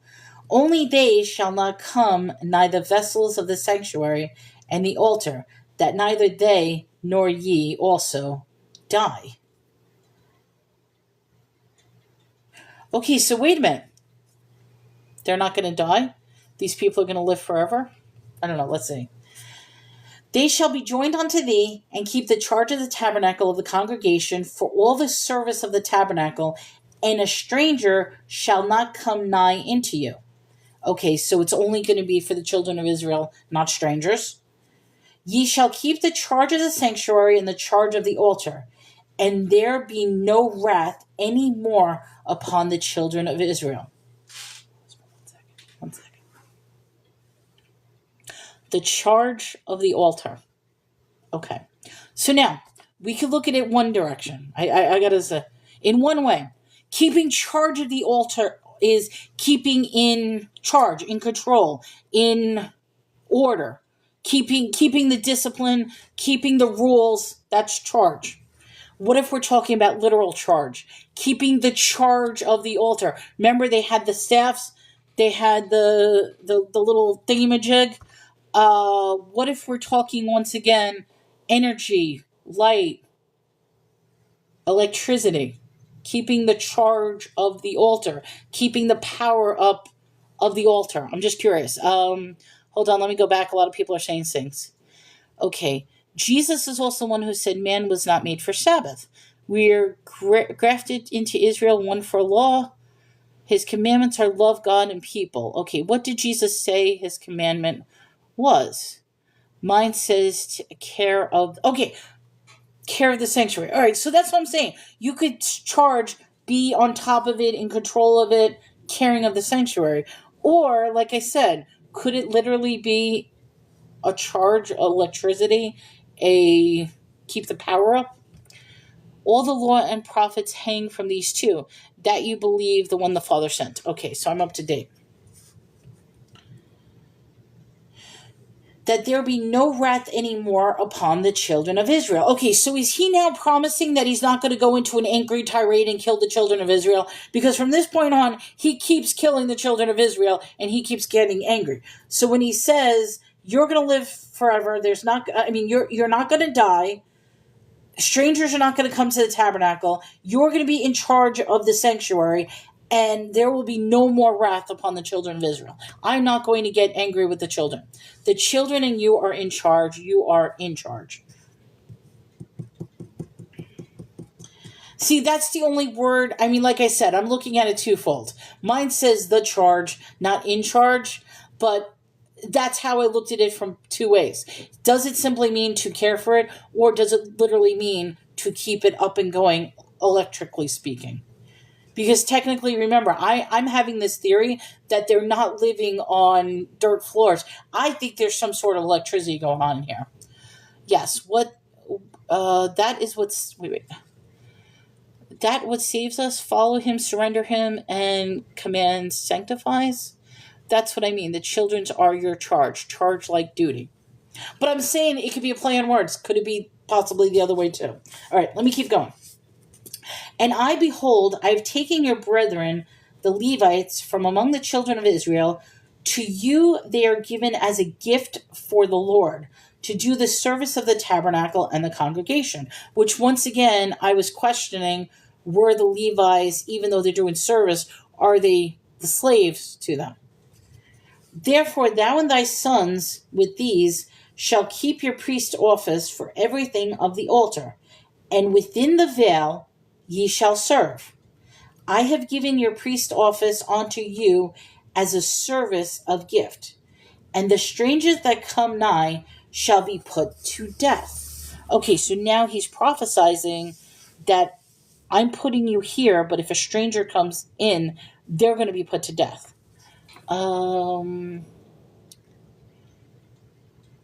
Okay, charge like duty. Yes, thank you. No, Levi are priests.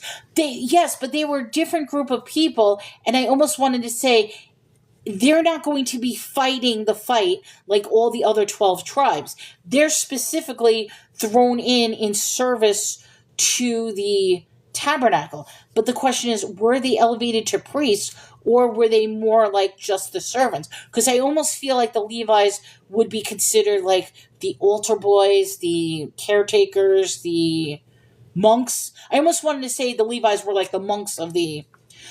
Gracie says, you're so valuable. Have a great day. I'm so happy you're on this. Oh, thank you so much, Gracie. I appreciate that. Yes, they need to protect the sanctuary. The book of Exodus is an example of the ended times and us coming out of confusion. No, Levites are from the tribe of Levi. It is set apart, an elevated tribe. But I feel like I said, how they originally described, because at first the Levites weren't happy that they were being given over to the church. But let's see, to the tabernacle, I mean.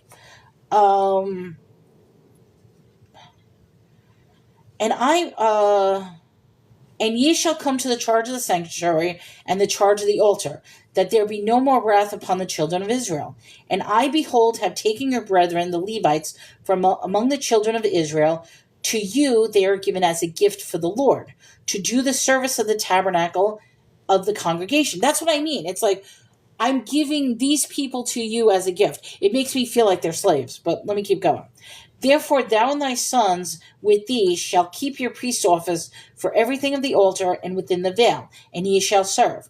I have given your priest office unto you a service as a gift, and the stranger that come nigh shall be put to death. So that's what I'm saying. I think we're foreshadowing that somebody's going to come and be killed.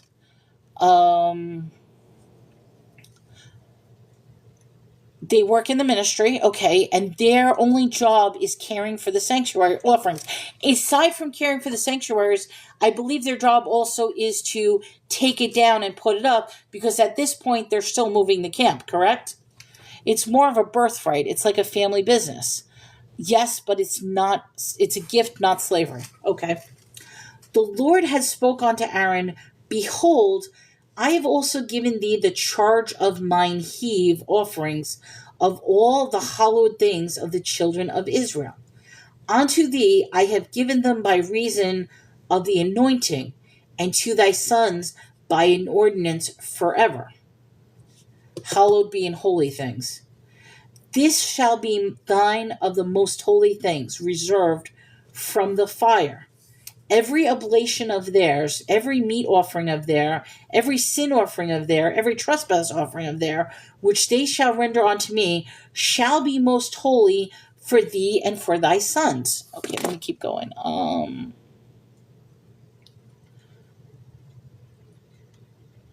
Okay.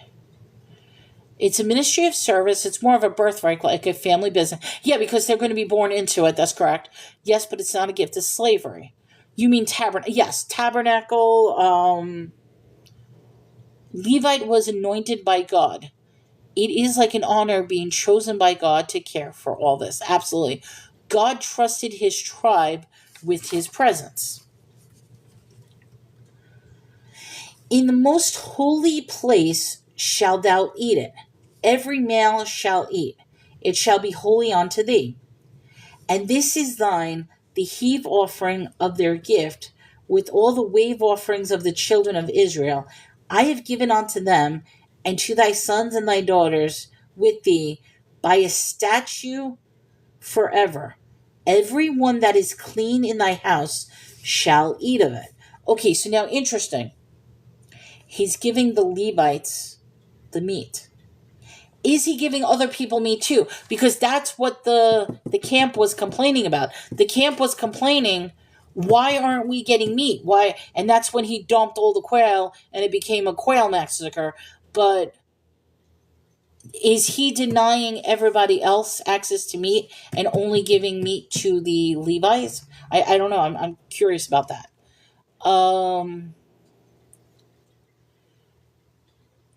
Okay, so let me go back.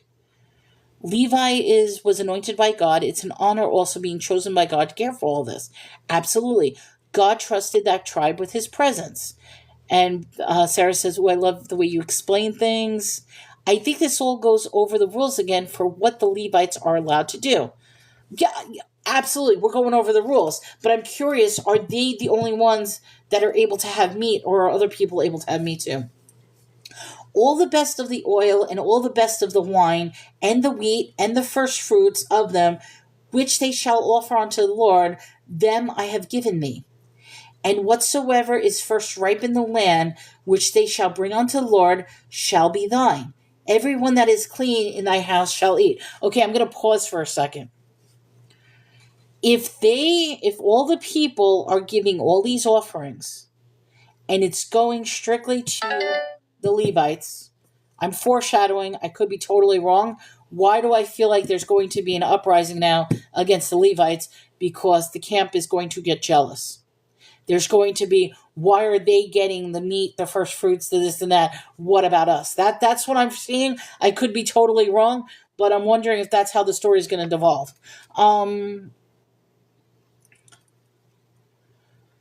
Only they can eat the meat of certain offerings. Other people can eat meat. Well, that's the question. Can other people eat it as well? They are not the only ones to have. They gave the best portion. Okay.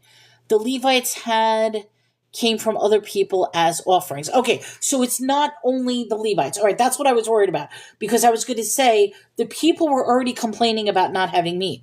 And if now the Lord is saying, okay, only the Levites can have meat and nobody else, I can instantly see how there's going to be another coup and another uprising.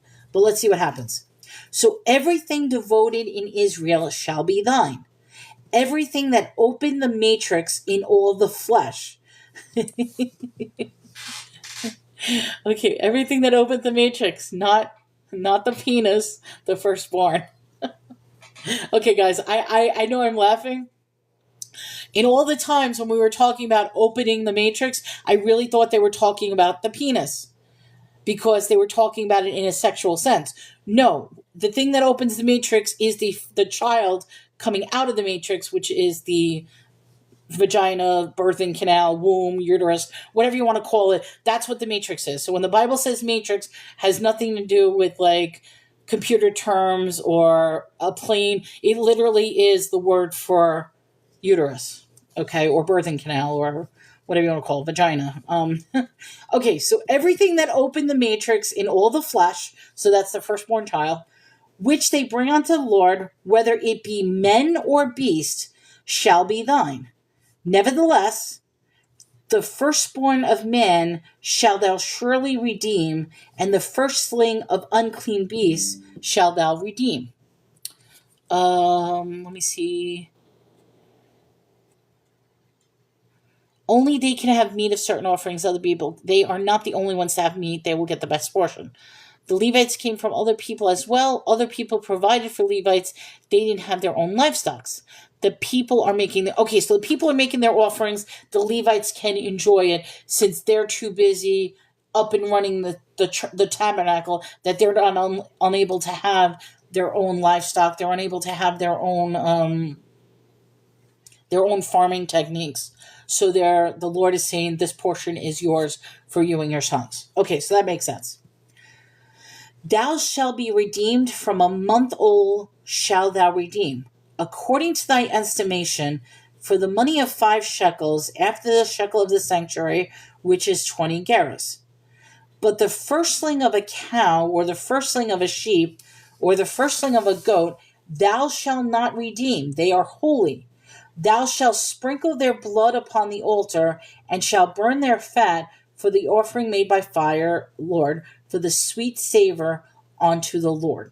All right, I know. I believe sacrifices went to God, offerings went to.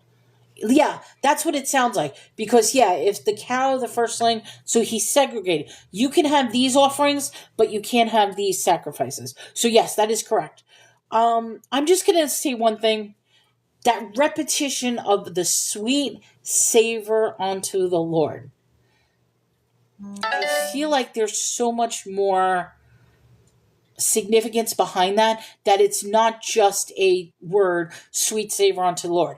I almost want to say, is that a spirit within itself? Is that a mood? Is that an emotion? Is it a physical thing? Because it's always with the fire, you're going to get the sweet savor of the Lord. Is it a reactionary emotion that the Lord has? I mean, I almost want to say there's something more significant about the sweet savor of the Lord that we're not necessarily, that I'm not understanding. All right. And I know I'm probably looking into it too deeply, but it makes me want to question what is actually the sweet savor of the Lord.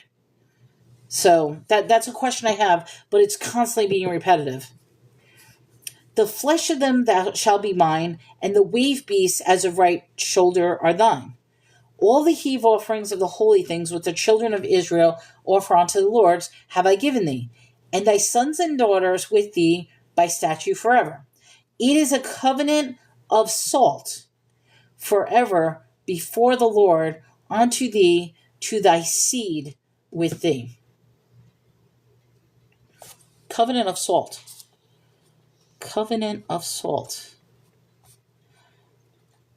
I think that's the first time they use that term. He would always say covenant, but why is this a covenant of salt? Just interesting word to say, covenant of salt. Okay,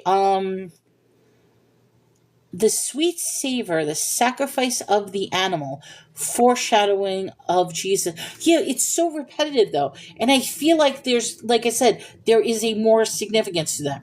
We are the salt of the earth. Just a quick question, Wisdom, if you don't mind me asking. Does it say in the Bible we are the salt of the earth? Because then that's going to make something completely make sense. But I'm just curious, are those the exact words of somewhere in the Bible? Where it says we are... Yes. Okay. Pause for 1 second. Conspiracy theory time?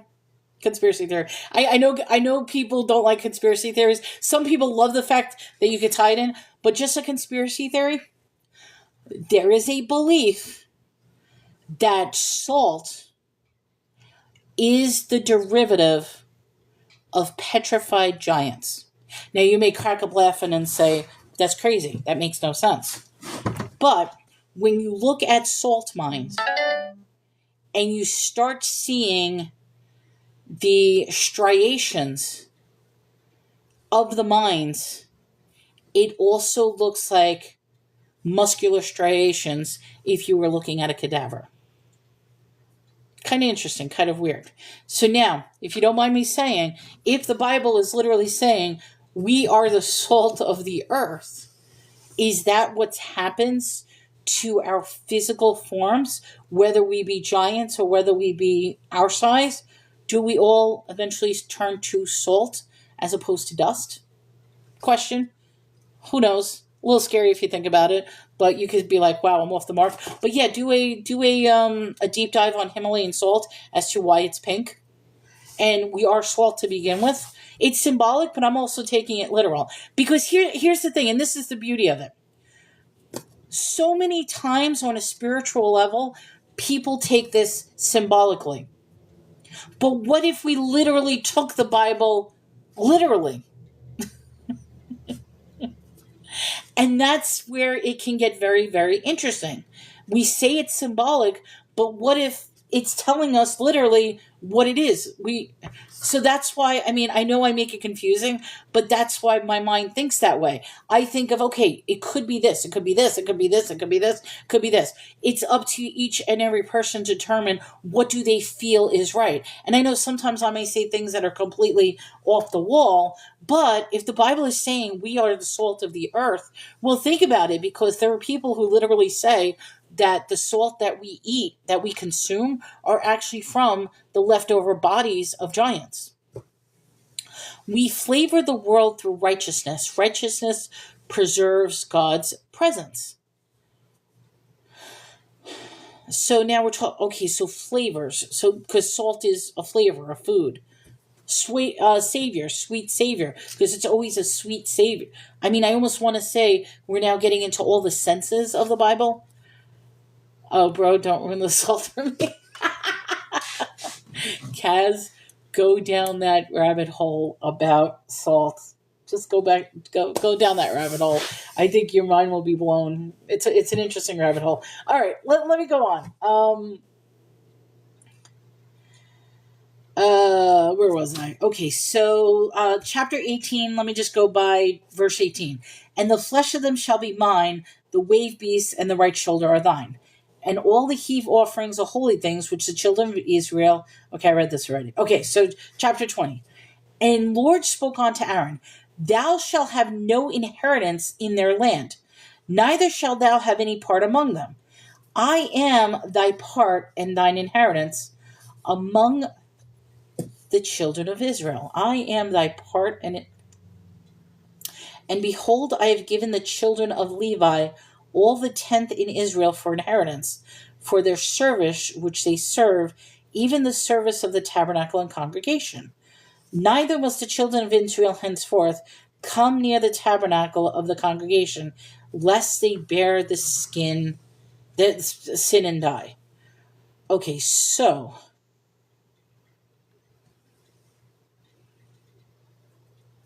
let me keep going. Do not ruin. Absolutely not. Thanks, though. If we lose our righteousness, evil will prevail. Absolutely. Salt is a food group. I will not. If food is not preserved, the word, it will spoil. I love the analogy.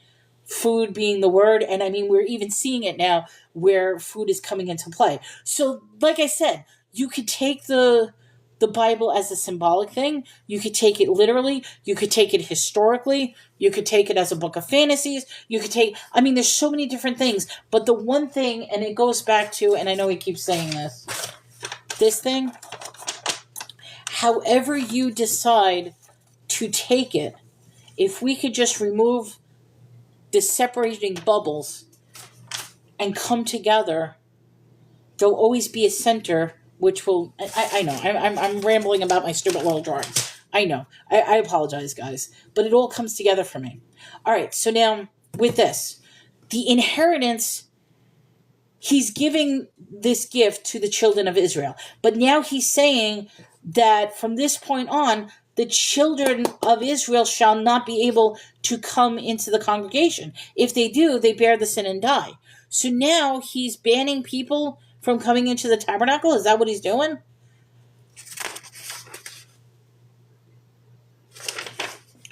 The children of Israel. So the only people now involved in the tabernacle will be Aaron, the Levites, and his son, but the regular children of Israel are no longer because remember with this, the altar is not inside the tent.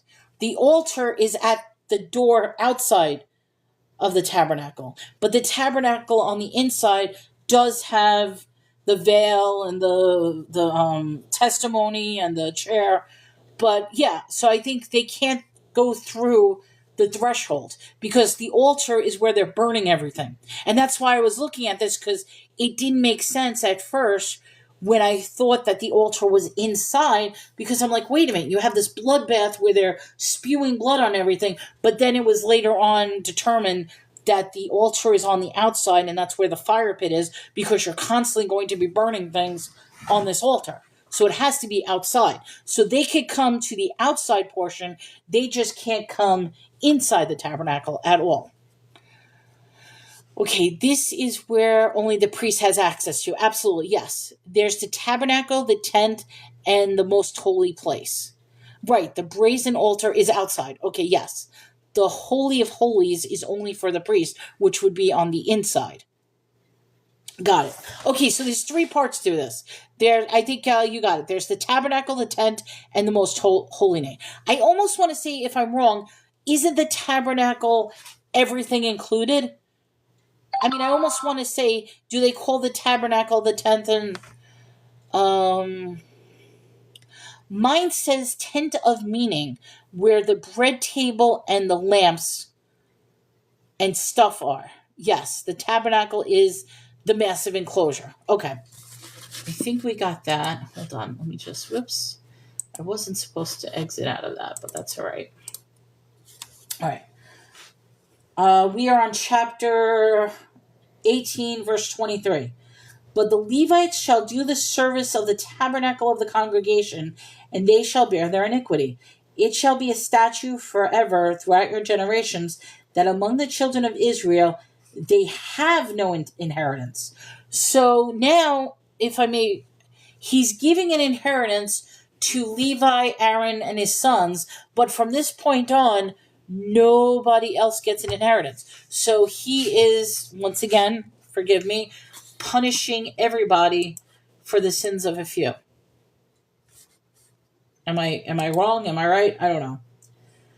But the tithes of the children of Israel, which they offer as a heave offering unto the Lord, I have given to the Levites to inherit. Therefore I say unto them, among the children of Israel they shall have no inheritance.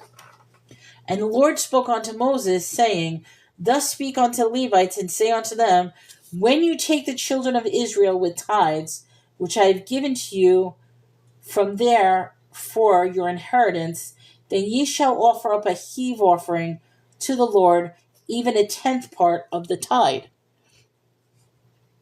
And this your heave offering shall be reckoned unto you, and as though it was the corn of the threshing floor, and as the fullness of the winepress.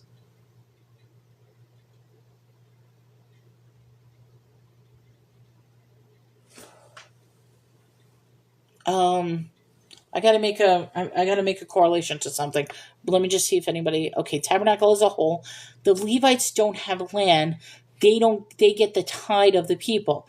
They don't even get their own inheritance. They get 1/10 of. Okay, so that's what they're saying. It's not that they don't get their own. They're partaking. Okay, so that makes sense. So their inheritance is basically they're not getting their own separate inheritance. They're still going to be getting the percentage of the offerings. Okay. He's not leaving them high and dry. He's making everyone else provide for them. Okay. And they get more. Okay. Got it. All right, so that makes sense. I thought he was ostracizing them completely, saying from this point on, you're not getting anything. So I was reading that wrong. So they are still going to be receiving, but they're receiving from the tithing of the people because they don't have to worry about them themselves working, farming, fielding, ranching, whatever you call it, like shepherding animals, because their focus is going to be strictly on the tabernacle. They're going to be provided by other people. Okay, that makes sense. Now, I just saw a video the other day, and I am not too sure, Sarah, if you sent it to me or if this is one of those things that came up on my feed. Because, like I said, I'm on like spiritual TikTok conspiracy theory, and I get all these videos that sometimes are amazing. This line hit up upon something. The line says here,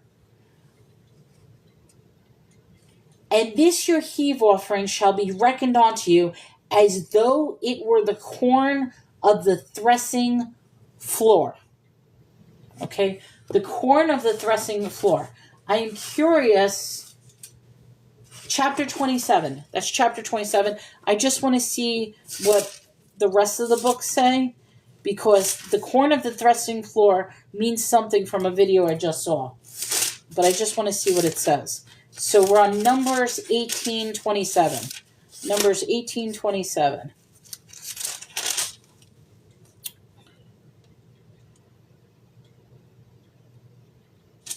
So 18:27.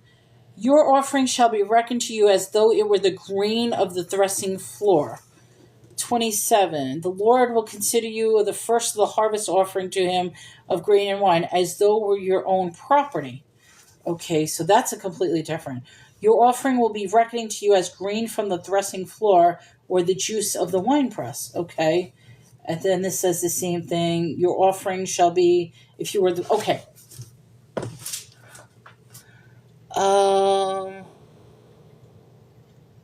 Okay, yes, because they're only responsible.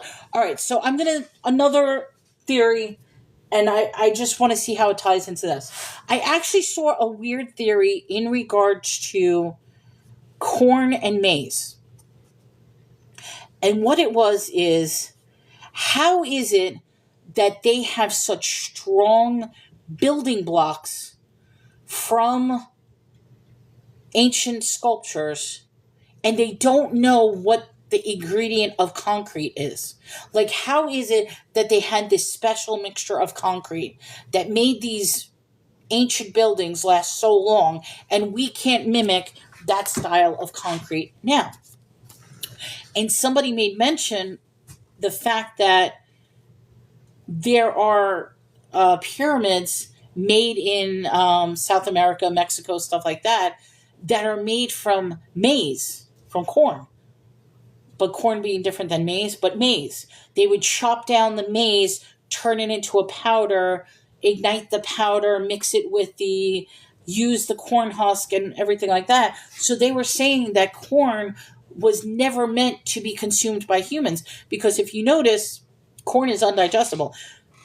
When we eat corn, it literally escapes us. The only thing that we digest in corn is the liquid within the corn.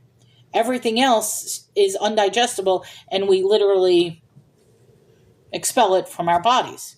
So the question is, what if we were never meant to eat corn to begin with, that the whole purpose of corn and maize was actually building materials? So when they say something like this in the Bible, where it says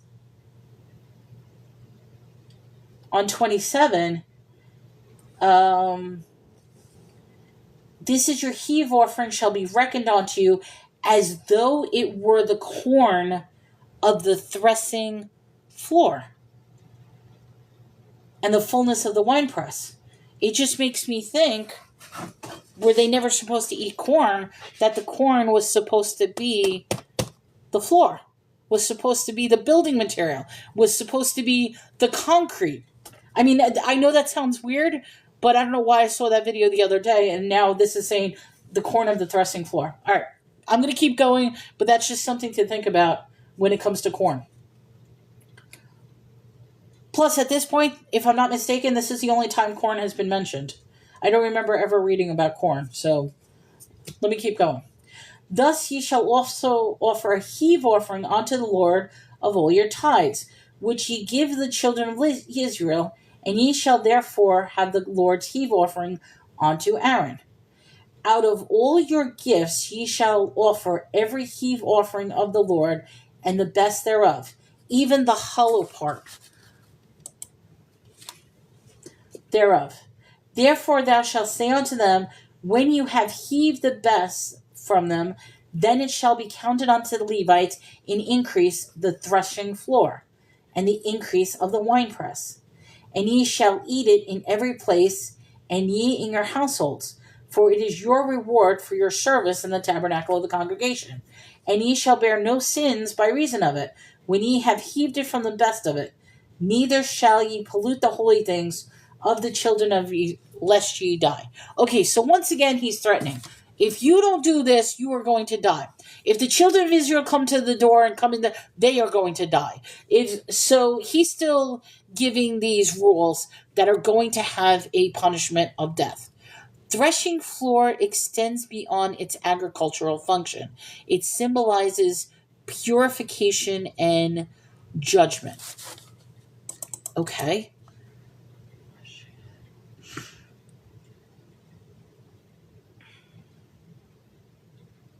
See, that's what I love about this.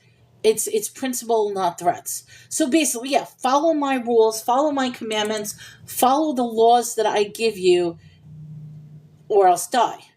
I just feel like from this point on, he's still punishing people who might not necessarily have been the initial perpetrator, I guess the initial sinner, but they got hit with the crossfire of the Lord's wrath. That's what I feel what's happening. But hopefully now he's only going to punish those who actually do make the mistake. We'll see. Chapter 19. The Lord spoke unto Moses and Aaron and said, this is the ordinance of the Lord which the Lord had commanded, saying, speak unto the children of Israel, that they may bring thee a red heifer without spot, where is no blemish, and upon which never came yoke. A red heifer without spots, where is no blemish. Okay. And ye shall give her unto Eleazar the priest, that he may bring her forth without the camp, and one shall slay her before his face. And Eleazar the priest shall take her blood with his finger, sprinkle her blood directly before the tabernacle of the congregation 7 times. Okay, wait. It's a principle. It's like saying to your child, don't touch fire. Is that a threat? Yeah, it is. It's a warning. It's like, because the parent already knows, don't touch fire. If you touch fire, you're going to burn. And the kid's like, okay, let me go touch the fire. And the kid's going to burn. So I guess I want to say it's both. It's both. It's a threat and it's a... Because almost I want to say as a parent, and I'm going to take the cynical approach, you keep saying, don't do that, you're going to hurt yourself, but yet you sit back and watch them because the act of them hurting themselves will drum it into their head that they did wrong. It's the consequence, it's the experience, the consequence of experience. It's experiencing the consequences for their action. But in this case, the consequences of their action is immediate death. So there isn't going to be a lesson for them. There'll be a lesson for other people that says, wow, he just died for this. But I feel like there isn't a lesson for the person who's doing the deed because he's punishing people not necessarily for sinning. He's punishing people just for questioning. He's punishing people for having a difference of opinion. He's punishing people when they did absolutely nothing wrong, but their neighbor did something wrong. So, I mean, is this at the point where the Lord is realizing I'm only going to punish the people who actually do the sin? Or is he going to continue doing this mass eradication of people each time he gets angry? That's a question. Surprise, you can read. Oh, no duh, we can read. Have you heard the new band Negos? Have no idea who that is. Wisdom says, exactly, that's our Father God. That's why he commands these things at this time. Jesus is going to take it all. So it's going to be overrode by Jesus. We know that. I mean, I know that's what's going to happen. I actually want to see what happens as we go into that, because a lot of people kept telling me start with the New Testament. No, I'm starting with the Old Testament, because I think the eye-opening thing is, with all this stuff happening, it's proving more and more and more and more why we need Jesus in our lives, why we need Jesus to fulfill the covenant, that fulfill the testament, why we need the New Testaments. They're trying to get you to say bad words. Don't read all the comments out loud. Is that what it is? Oh, yeah. I wasn't even, if I don't even understand, I'm not even going to read that. So, um, okay, I think I got. Oh, okay, now I get it. I get it. Oh my god. I just realized what. Okay, thank you, Kaz. Wow, I fell for that. There you go. I fell for it. Ha. Because I said knee and gauze. Lovely. Hopefully I pronounced that correctly, because, yeah, I just realized what I said. Yeah, after you pointed out, I'm like, yeah. Haha, very funny. He probably is like, oh, she's racist. I'm going to collect that because she said that. Oh, yeah, whatever. Yeah.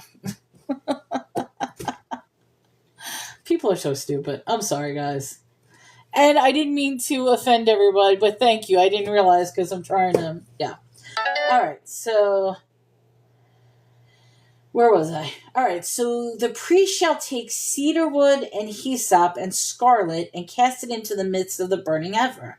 The priest shall wash his clothes, and he shall bathe his flesh in water, and afterward shall come unto the camp, and the priest shall be unclean until the evening. And he that burneth her shall wash his clothes in water, bathe his flesh in water, and shall be unclean until the evening. And a man that is clean shall gather up the ashes of the heifer, lay them up without the camp in a clean place, and it shall be kept for the congregation of children of Israel for a water of separation. It is a purification of sin. Yeah, people be really bored. I know they're going to be stupid, but yeah, I fell for it. So hopefully I didn't offend anybody. So please forgive me, because I was simply reading what was being said without realizing what was being said. And even after the fact, I didn't realize until I said it out loud. So my apologies. And he that gathered the ashes of the heifer shall wash his clothes, be unclean till the eve, and it shall be unto the children of Israel and unto the stranger that sojourneth among them for a statute forever. He that toucheth the dead body of any male shall be unclean for 7 days. He shall purify himself with it on the 3rd day, and on the 7th day he shall be clean, but purify not himself the 3rd day, then the 7th day. I'm just going to pause 1 second, because I feel like there is completely...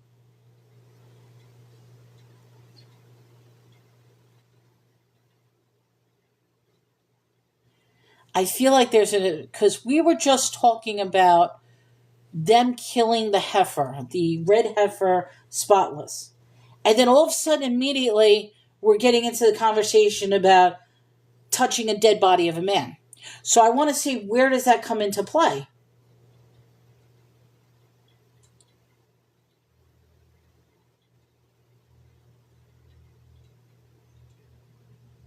In chapter 10, we're talking about washing yourself, being unclean from killing the heifer.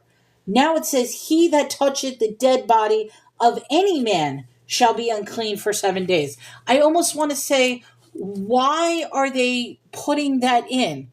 I mean, okay, I'm getting a disconnection between.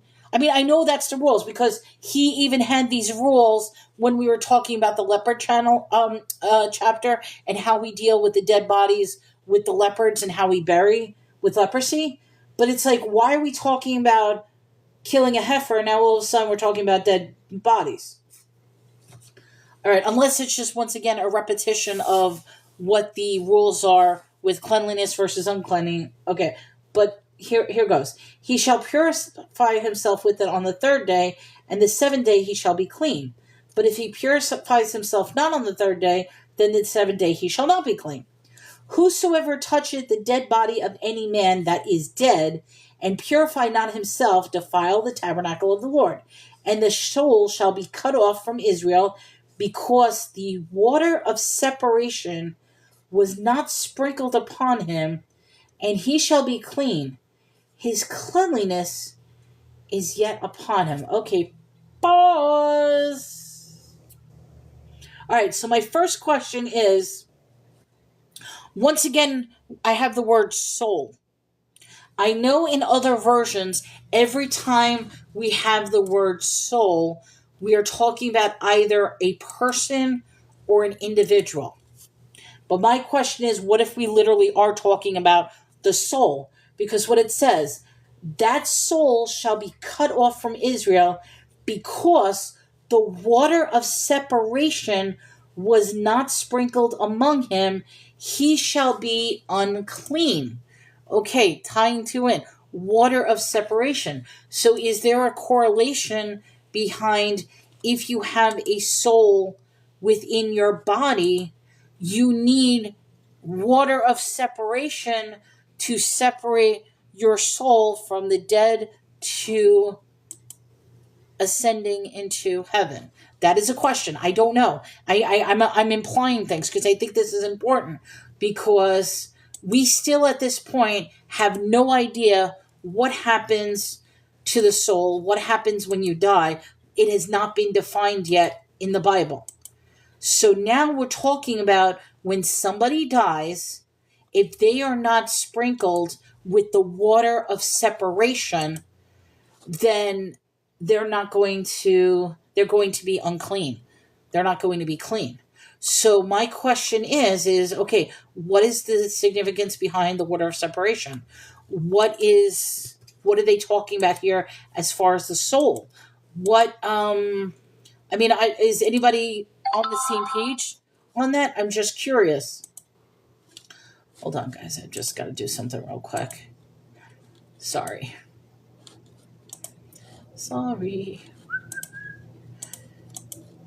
Forgive me.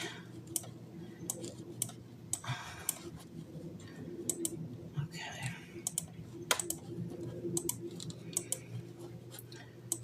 Sorry, I had to do something real quick. Okay. All right. So that's my question. So it's separating holiness from death. That's a question that I have. Just hear me out. Nowadays, after the New Testament, when we die, Jesus has died for our sins.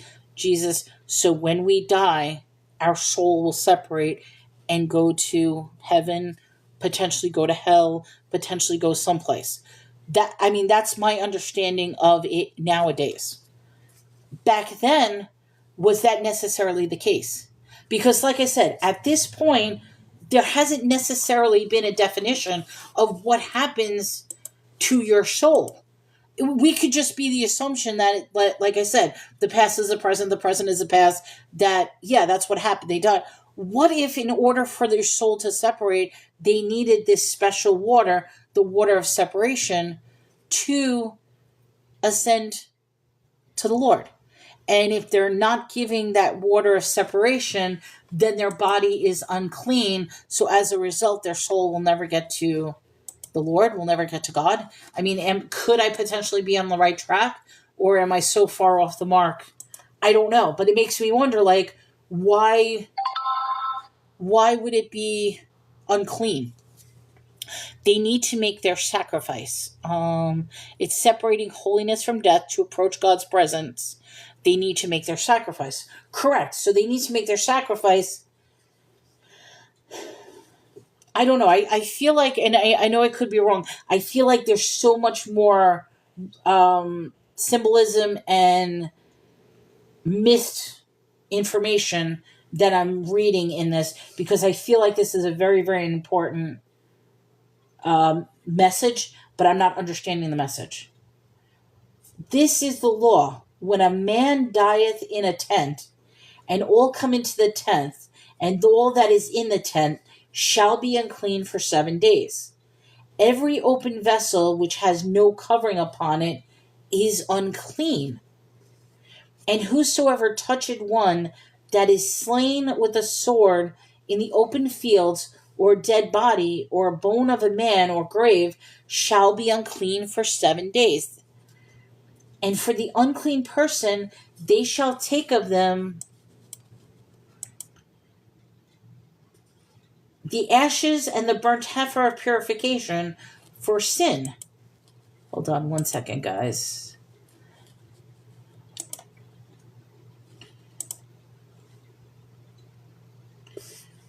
I'm sorry. And it shall be, and for the unclean person, they shall take the ashes of burnt heifer of purification for sin, and running water shall be put thereof into the vessel. And a clean person shall take the hyssop and the dip in the water, and sprinkle it upon the tent, and upon the vessels, and upon the person that were there, and upon that touched the bone, or slain, or one that is dead. Okay, so even back then, just simply the act of touching a dead body makes you unclean. If you touch this dead body, you need to purify yourself. You need to clean yourself. You need to ostracize yourself for 10 days, for 7 days. Okay, so let me just think about something for a second, okay? Hear me out. Call me I'm crazy, all right? They're even saying that if something should die in the tent, it is so unclean that even open vessels, like a cup, a bowl, are going to be unclean as well. Okay, hear me out. Just hear me out.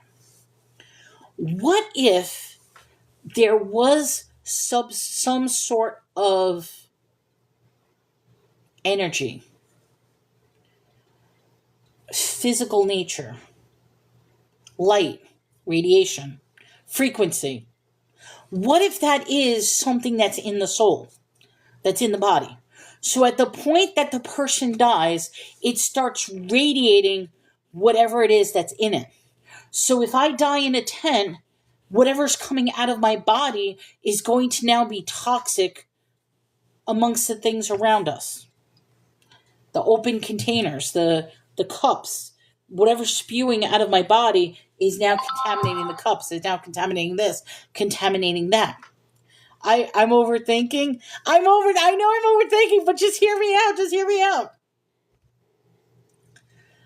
And this water that they are anointing the bodies with, the water of separation, is going to be the very thing that will separate the essence of the human without destroying or making things. That's why it's clean versus unclean. So if they are doused in this water upon their death, then things will be clean, so you don't have to worry about taking the precautions.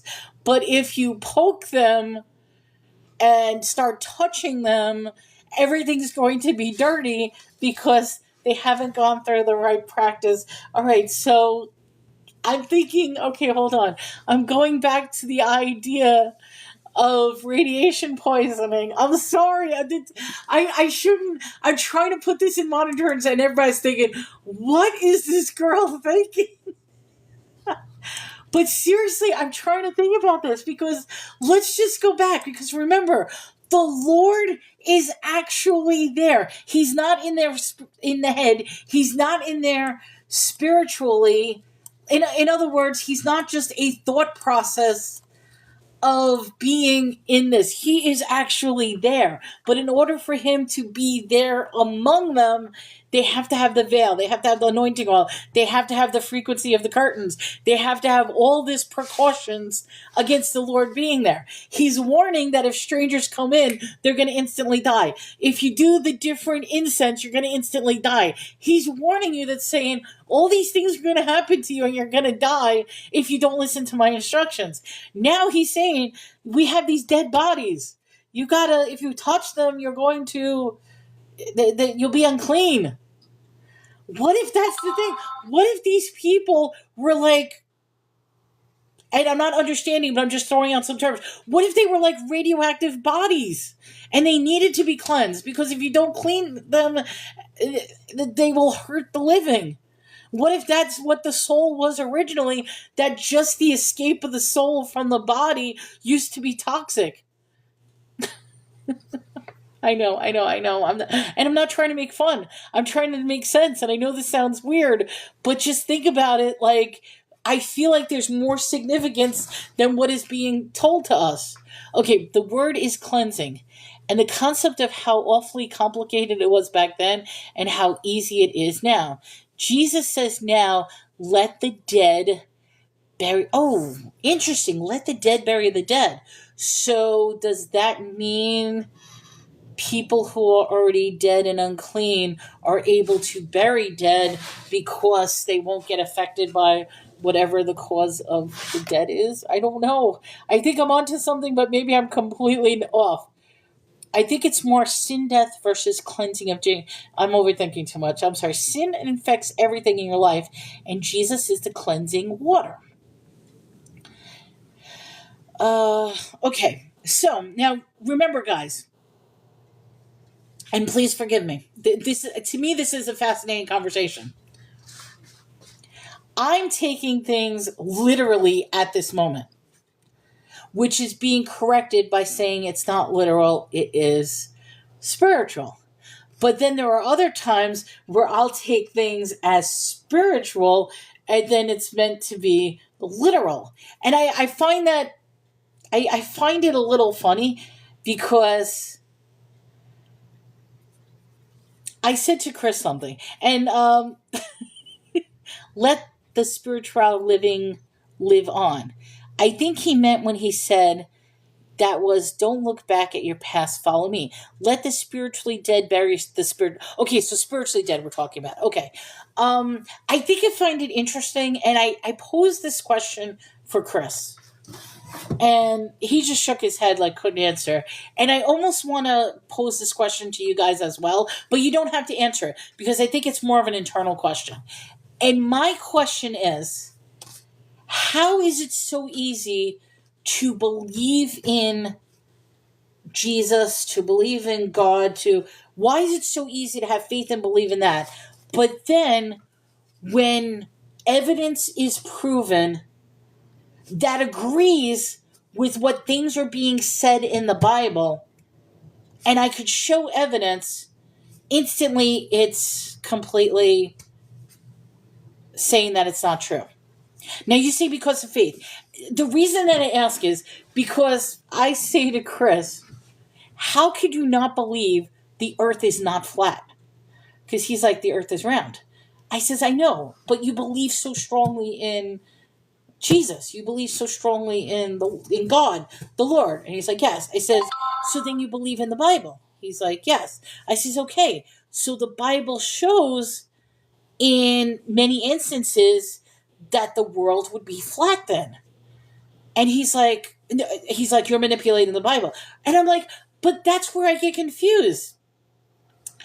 I believe the earth is flat too. I says, that's what makes me confused. Why is it easy to cherry pick one section of the Bible, but when I say to you about something to change your mind, because, okay, Chris is a strong, for him, he does not believe in any one of my conspiracy theories. He doesn't. Like, any one of my conspiracy theories, I tell him.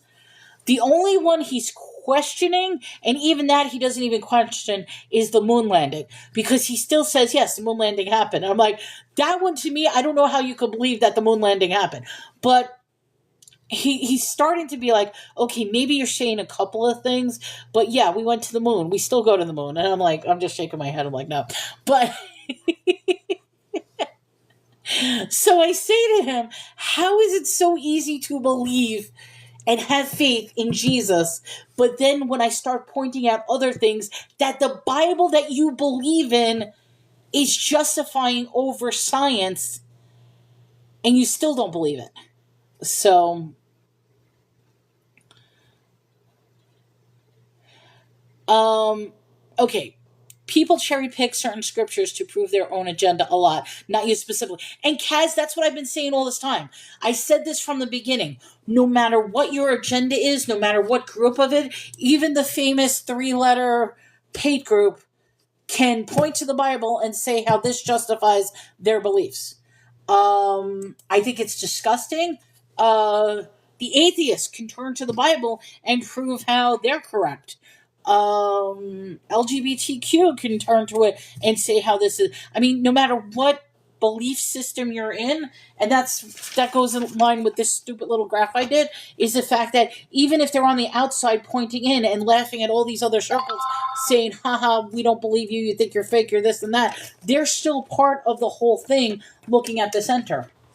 So, but yes, I believe the earth is flat. I will say that. I believe the moon landing was fake as well. I don't believe we can break the firmament. I think the firmament cannot be broken. That's my belief. This sounds like a good time to go do laundry.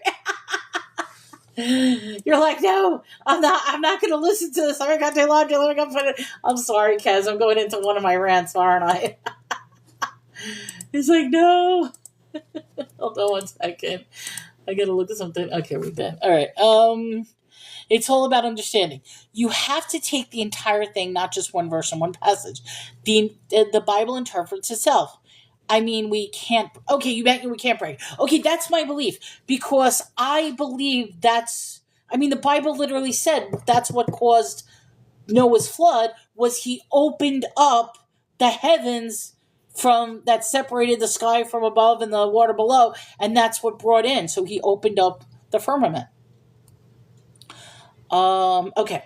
I think we got. So sorry, guys. I didn't mean to go on that rant, but I don't believe or disbelieve. You just don't care. You know, so that's probably the best bet because even not caring. I mean, you could have your thoughts. You could have this, but ultimately, even if you do take a side in thinking or not thinking it to be true, it still doesn't affect our day-to-day life. It doesn't at all. I mean, we can live where we completely will never know the answer. And it really doesn't matter on our day-to-day life. It really does. Aliens, don't believe or disbelieve, just... I want to say the one thing about aliens. This is my opinion about aliens.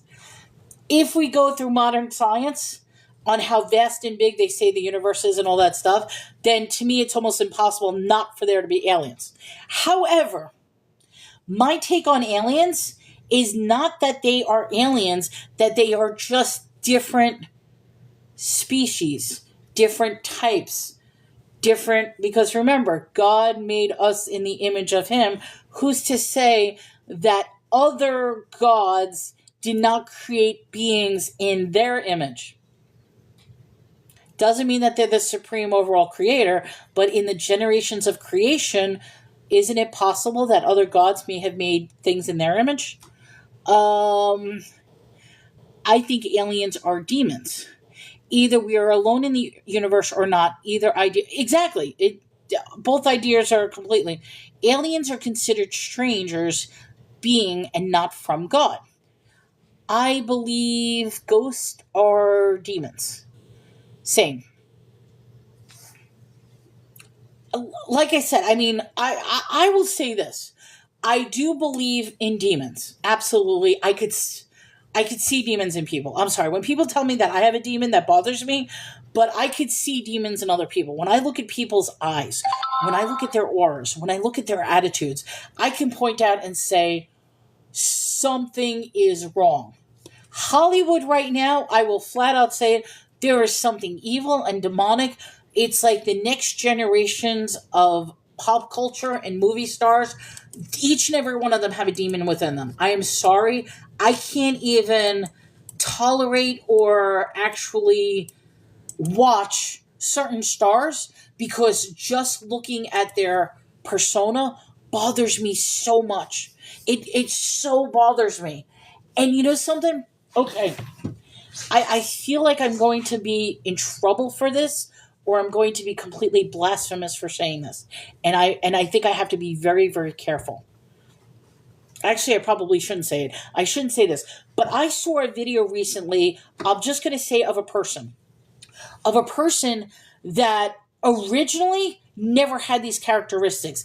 And when I saw this person speaking into an interview, and she was speaking about religion and Lord and stuff like that, and I'm watching her, and the only thing I could think of, she had the same exact eyes as Kenneth Copeland.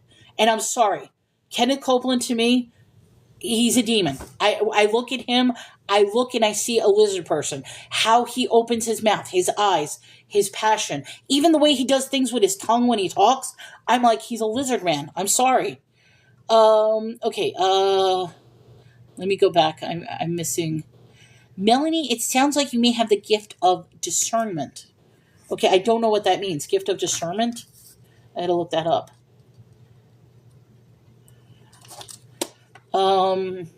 Ephesians 6 describes demons and types of demons. Now a conspiracy theory. I do believe Taylor Swift. Yeah, I agree. And remember, Taylor Swift now gets these massive concerts. Think about nowadays concerts, energy harvesting. That's a whole nother rabbit hole you could go on to with the idea of concerts being energy harvesting events. The whole idea, if you want to do a deeper dive, look at how stadiums, football stadiums, the classic Roman Colosseums, what stadiums look like from above, and what football stadiums and sports stadiums do with the whole energetic harvesting. Just think about that. Something to think about. All right. He is a demon, and I've always felt he was not of God and many others. Absolutely. And I'm going to say that there is something, I cannot even look at Kenneth Copeland. I can't. I get so uneasy when I look at him. So I found it weird that when I was watching an interview with someone else, and I'm not going to say who it is because I know it's going to get me in so much trouble, but it's a female, and she was talking Christianity, like she was talking about the Lord and everything, and all I could see from her face in this interview were the same eyes and the same mannerisms of Kenneth Copeland. Yes, all those celebrities do rituals. Oh, don't ruin. Oh, I can't ruin football. just do a deep dive on the structure and what it looks like from above. That's why I teach young people not to go to concerts. It's a ritual, honey. Girl, many gospel artists are the most deceitful. Gospel artists too? That's interesting. I would be almost... Okay, I will be honest. I don't know any gospel... Christian music, I don't know.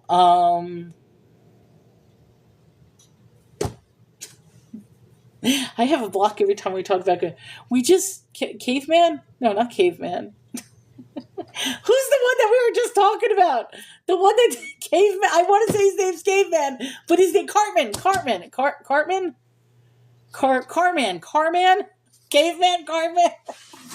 I don't remember who it is, but I'm not familiar with gospel artists, but I'm curious who you would consider to be deceitful. The Colosseum was literally made to keep us pacified. Football, yes, football is the modern day Colosseum. You're on Carmen. Okay, Carmen. I'm like Carmen. Carmen South Park. Carmen. I'm like the caveman dude. Carmen.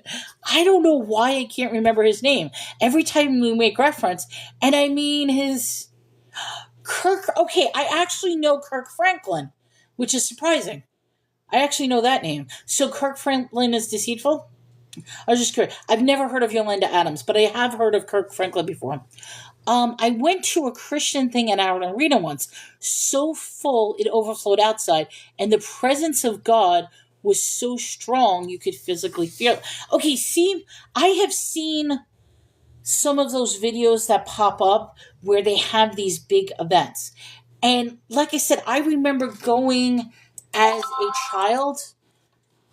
My family used to take me to revivals. I was the revival kid of the 80s and 90s. I remember going to these things. And on one end, I remember stories, like I remember witnessing things that were unbelievable, and on other ends, I felt like I was witnessing evil things.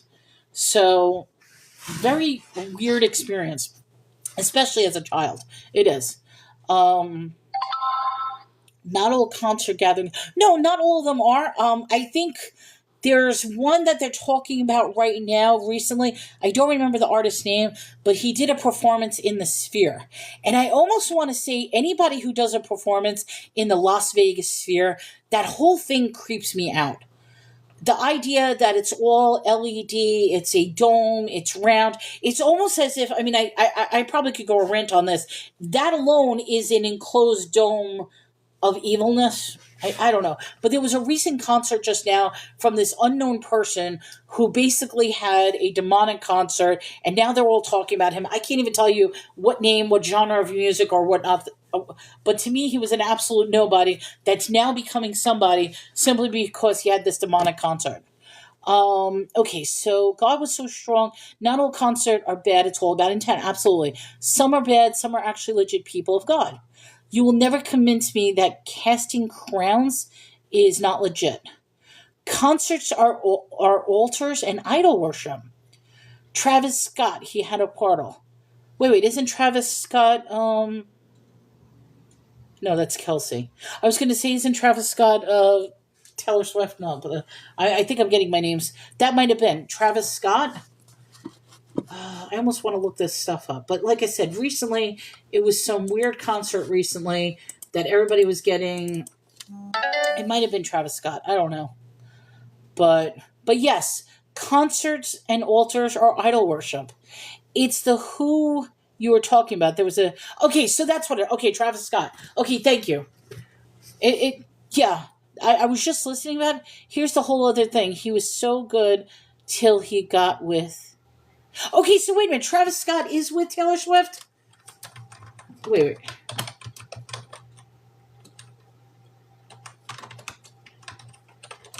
Was he? Okay, so they were together. Okay, Travis Kelsey. But no, Travis.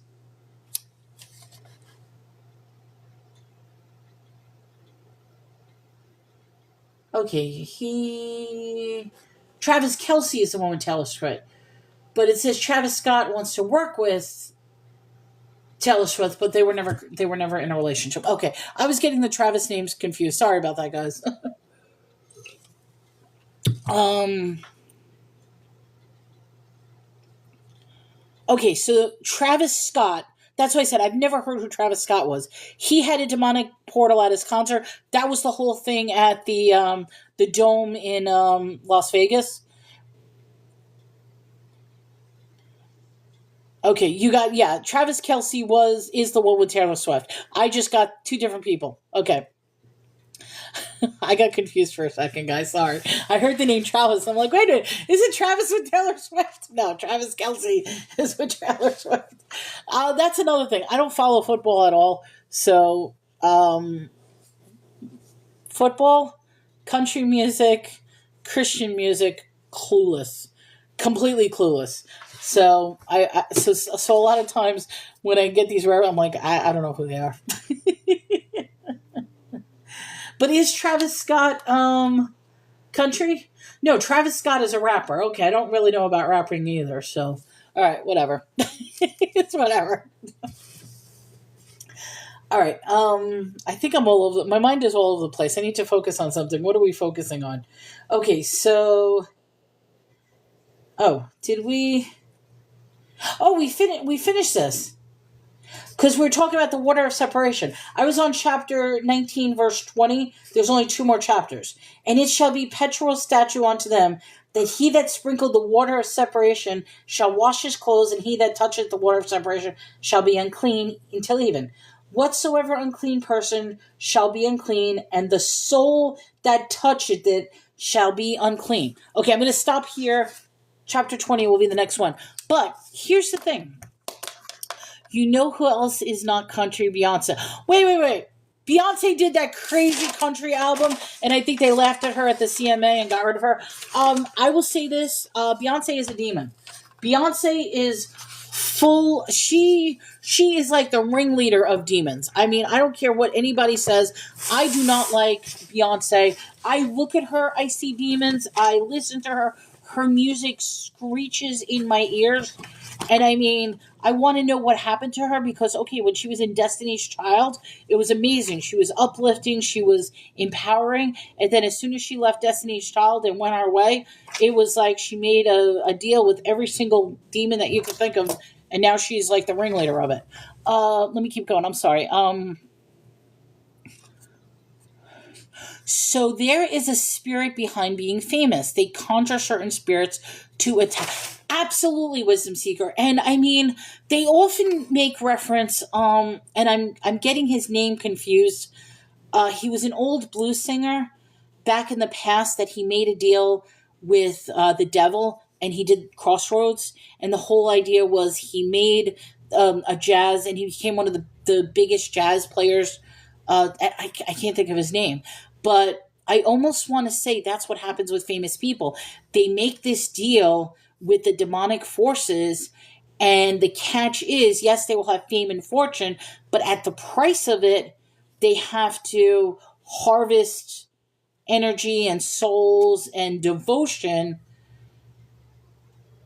and just to see them in it's weird. Beyonce admitted to giving herself over to demons. She has her own. Beyonce had a name for her demon. What did she call? She had like a separate personality. What was her separate? I mean, she even had a name for it.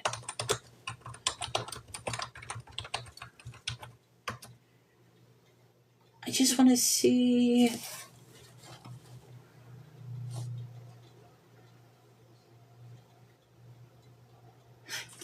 Yeah, she had Sasha Fierce, and then she had. Yeah, there's like a whole bunch of. It got weird with Beyonce. It really did. Okay, her family has always been into witchcraft, but not all famous people. I almost want to say, okay, there is even a battle in Hollywood, and I'm going to name a couple of names because it's interesting. When you start seeing the people who break away from the Hollywood norm and they start going against, they're completely ostracized, but at the same time, their message is unique. So, for example, and this is a very, very deep dive, if you guys want to really do an interesting dive, the history of Jim Carrey. And one of the things that's fascinating with Jim Carrey is every single one of his movies, all of them, makes a reference to an accepted Mandela effect that people forget. The original history. And I know that sounds crazy. And if you believe in Mandela effects, because, all right, for those of you who are not too sure what I'm talking about, a Mandela effect is something that a cluster group of people believes history something to be different than what the accepted is now. And the question is, how is it that these certain people could have these memories that are untrue? And some of the beliefs could be, okay, with the Mandela effect, it could be alternate dimensions. It could be mass hysteria that they're lying to the people. It could be AI that's recreating the truth and we actually do have these memories. It could be some sort of mass, we don't know. But if you do a deep dive on somebody like Jim Carrey, very interesting how all his movies have the original Mandela effects. Mel Gibson, with him creating Passion of the Christ. I mean, look at what his persona is. What's her name? Roseanne Barr. Look at how her persona is now. Kirk Cameron. That's an interesting one. Turned his life fully to God. Look at how his persona. So it's almost interesting when when people break away and have a differencing of opinion compared to what total Hollywood is. Look into how their careers tanked, how their attitudes are, and how they're being portrayed through the media. All right, let me keep going. I'm sorry. They all have had their soul at some point. Some people are famous because God put them in a position to influence others or make sacrifices. But the price of deceiving all of us, yes, Sasha Fierce that was one of her names, yes. Sophia. Neil McDonough is a big name in Hollywood, and he refuses to go against his, to the point of he's never had a kissing scene in a movie unless it was his wife. Neil McDonough? I don't know who that is. Let me look him up real quick. I just want to see a face, because sometimes I don't know the names. But once I see their face, I'm like, oh, I know where he's from. Don't know. Neil McDonough. Oh, okay, I know exactly who he is. All right, thank you. I didn't recognize his name, but he's been in almost everything. It does say he's Hollywood's devout Catholic, so he is very religious. Okay, interesting. I would have never known him by name. I know him by face. Hello, Francis. Welcome to the show. He's never had a kissing scene in a movie unless it was his wife? That's interesting. Mel Gibson is one of, yes. Those who refuse to sell their souls are blackballed. Yep. Hollywood gets his name from the holly tree. Holly tree was known for its ability to cause illusions. The Illuminati, the L's, Hollywood. Damien Dark from Arrow. Famous people worship Baal the Baphomet. Holiday is on the 25th of December. His first kissing scene was in his last movie because his wife played the love interest. Oh, that's so cute. See, that's little tidbits that I think is adorable. I'm trying to think of what her name is. There's two people. Hold on.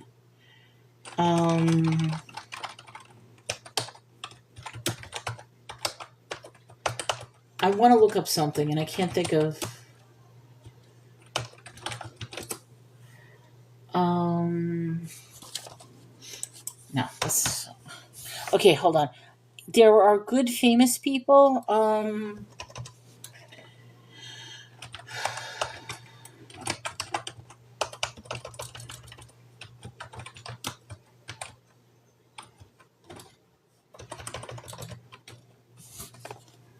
One person that comes to mind, that goes back to Nimrod 2, same guy. Okay.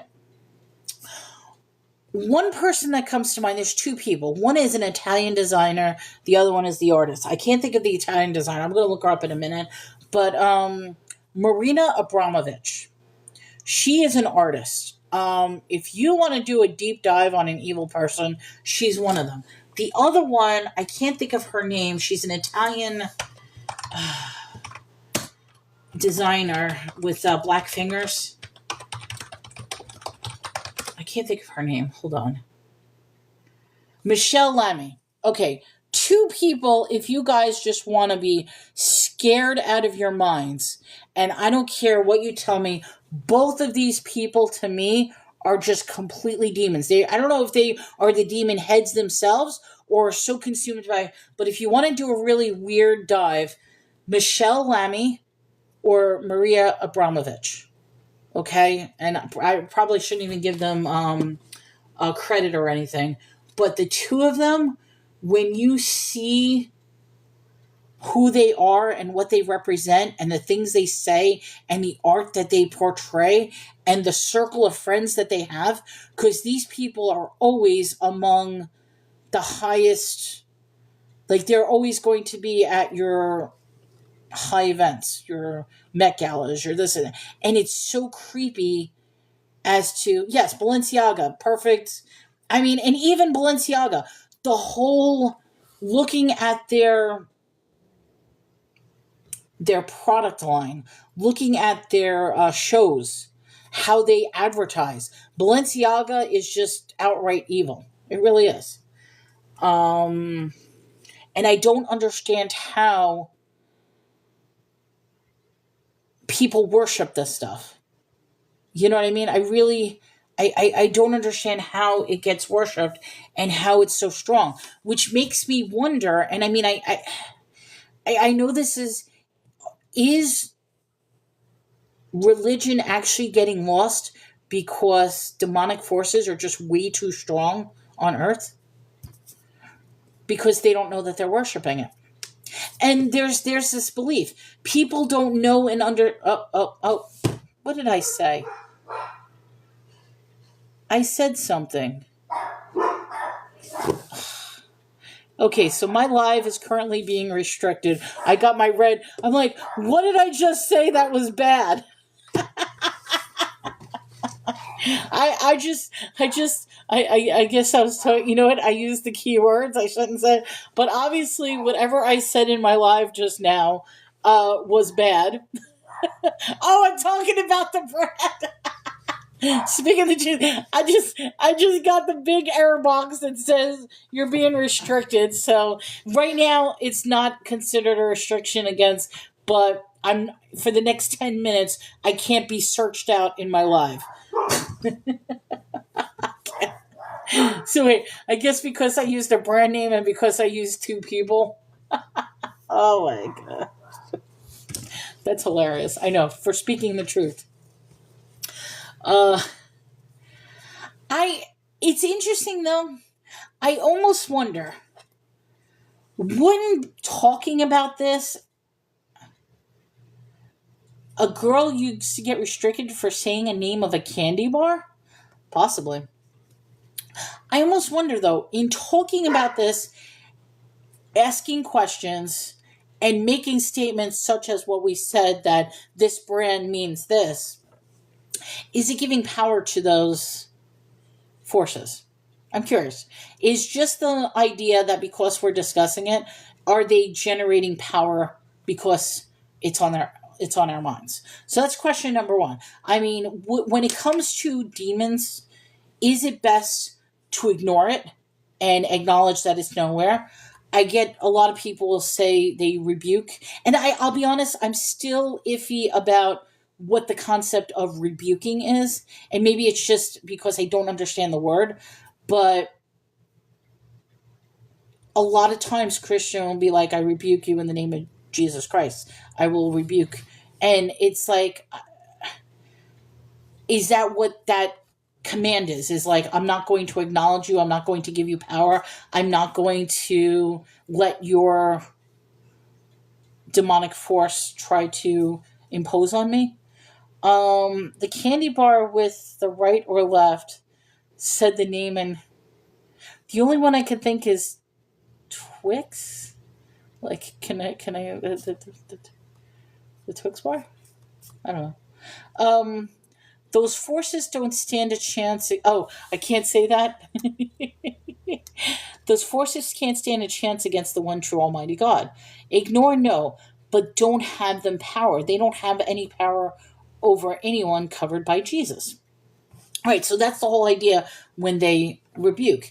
Now, I do have a question, and I mean, I guess this is like, okay, when I talk about demons, Chris gets extremely uncomfortable. Like he will not watch a movie that has any type of demons. Like if I'm watching a horror movie and it talks about like Ouija board or demonic, he will walk out of the movie. Like he's like, I want nothing to do with this. Which, something I respect from that. I do like the whole psychological thriller aspect. He definitely could not watch Heretic, which I'm just curious if anybody did get a chance to watch that movie. But it makes me wonder because I feel like the whole idea of demons is now so mainstream. Like the idea is I can go on an entire horror category and watch demons at any time. The movie, I recently saw this, it's called Heretic. It's with Hugh Grant. And the basis of the movie, which is disturbing, is they are religious, door to door ministry. They're Mormons. They're going door to door to spread their religious. And what he is he is a serial killer that challenges their religion and puts them through this questioning of their own faith. So it's extremely disturbing when At first we were watching it, and it just so happens, which I guess was the saving grace, because Chris was about to say, I can't watch this. And instead, he ended up getting a call and had to go back to work because he was on call that day. So while he was on call, I was able to watch the movie myself, which my mouth was like out to the floor by the end of the movie. But he actually came back at the end of the movie. Like, the movie just ended and the credits are going up on the screen, and I have my mouth completely open, and he's walking in and he's like, "You're still watching?" I'm like, "This movie just ended. You have no idea." Like he couldn't believe, and I'm like, "You're definitely not going to watch this movie." But okay, I'm sorry. It's called holiness. He's separating himself from the force. It's so mainstream because the veil is thinning and we are getting closer to the end. Okay, question. Wait. Just for clarification.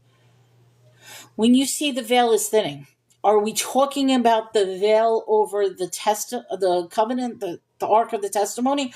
Are we talking about our blinding veil against seeing the truth? Are you talking about the veil that's protecting us from demons, and demons are going to be coming loose? I mean, I'm just curious, clarify what veil you're talking about. When you watch those movies, you come into an agreement with them, which is probably bad. I mean, I will admit, I like so many different movies. I prefer movies that have some sort of philosophical, psychological aspect to it, which I would much rather watch those type of movies. But I do watch horror. I do watch comedy. I can't tolerate like romantic comedies or romance or anything on like the Hallmark Channel. I can't stand those movies. I won't watch westerns or anything like that. But I have found some really give God glory because the movie Deliverance at the end, that they destroyed it. Deliverance?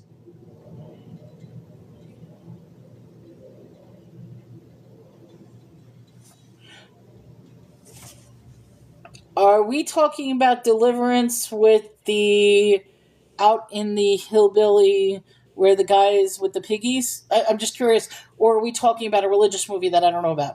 Because there is a movie back in the 80s, 70s, 80s, Deliverance, with the all I can think of is I squeal like a pig. I'm just curious if that's what you're talking about. I'm sorry. No, the veil between the spiritual world. Okay.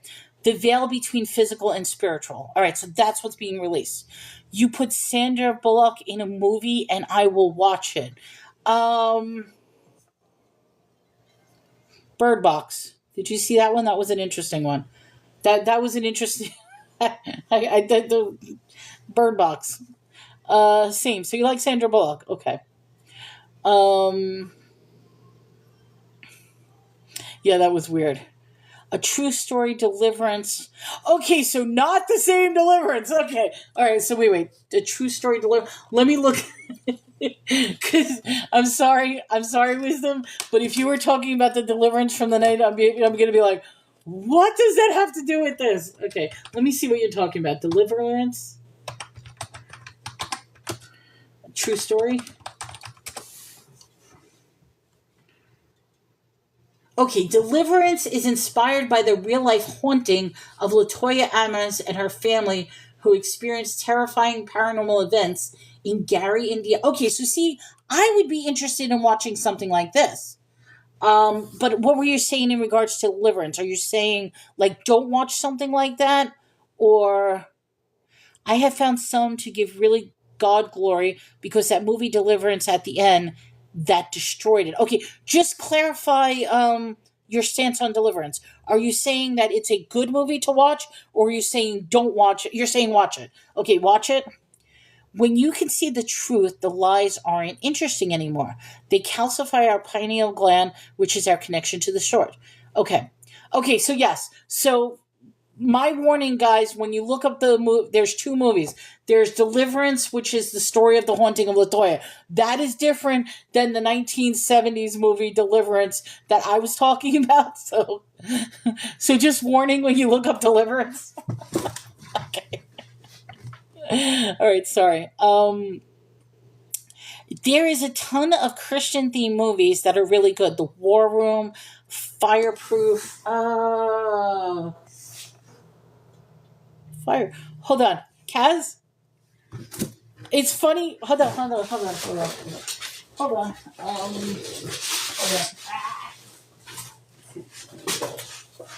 on. Okay. Now you guys know. All right, I make too many. You know my whole world is bubbles. Okay, you mentioned Fireproof. Can I just show you something? Because this was a book I was looking at, and this was something that I was thinking of doing as a challenge that I may do as a challenge online. But check this out. It's called The Love Dance. So what this is, it's based on the hit movie Fireproof. It's from the Sherwood Baptist Church. And this is a guide. Here, wait. Let me show you what it is. It's a day-by-day guide that what you do, it's a 40-day challenge. Wait. I'm trying to give you the gist of what it is. Okay, basically what it is this is a 40-day challenge that questions love. So every day there's a statement and there's lines to write on, and they give you a challenges, and it's called the Love Dare. And I don't know, I've never seen the movie Fireproof, so I don't know if this is part of it, but this is the book that gives you the daily challenges for 40 days about love. Okay, let me just go on before you mention that. Prayer in the movie destroyed the demon. I want to see War Room. I love Priscilla Shirer. I saw her speak last one. Watch. You know what? I got to write these down. Hold on. Let me write some of these down. Okay, so because I love watching movies. I really do. And then when I watch these movies, we can talk about them. All right, so Deliverance, which was Latoya Adams. Let me write that down so I know it's not the... there's Helen Mr. Fudge. What was the other one? Fireproof? War Room and Fireproof? Okay. Have you seen The Shift? Guy starts playing in the presence. The Shift. War Room is good. I have the book. Don't think so. I don't think I've ever seen the whole thing. I keep wanting. Love Dare. Love is patient. Love is kind. Yes, that's part of the movie. Fireproof is about marriage, I think. Restoring a marriage. While we're making movie suggestion, The Case for Christ. The Case for Christ. I'm writing these down. Still need to watch. An atheist who set out to prove the... I'm going to send you some YouTube movies that encourage... Yeah, The Case for Christ. That was the one I just saw. That was with...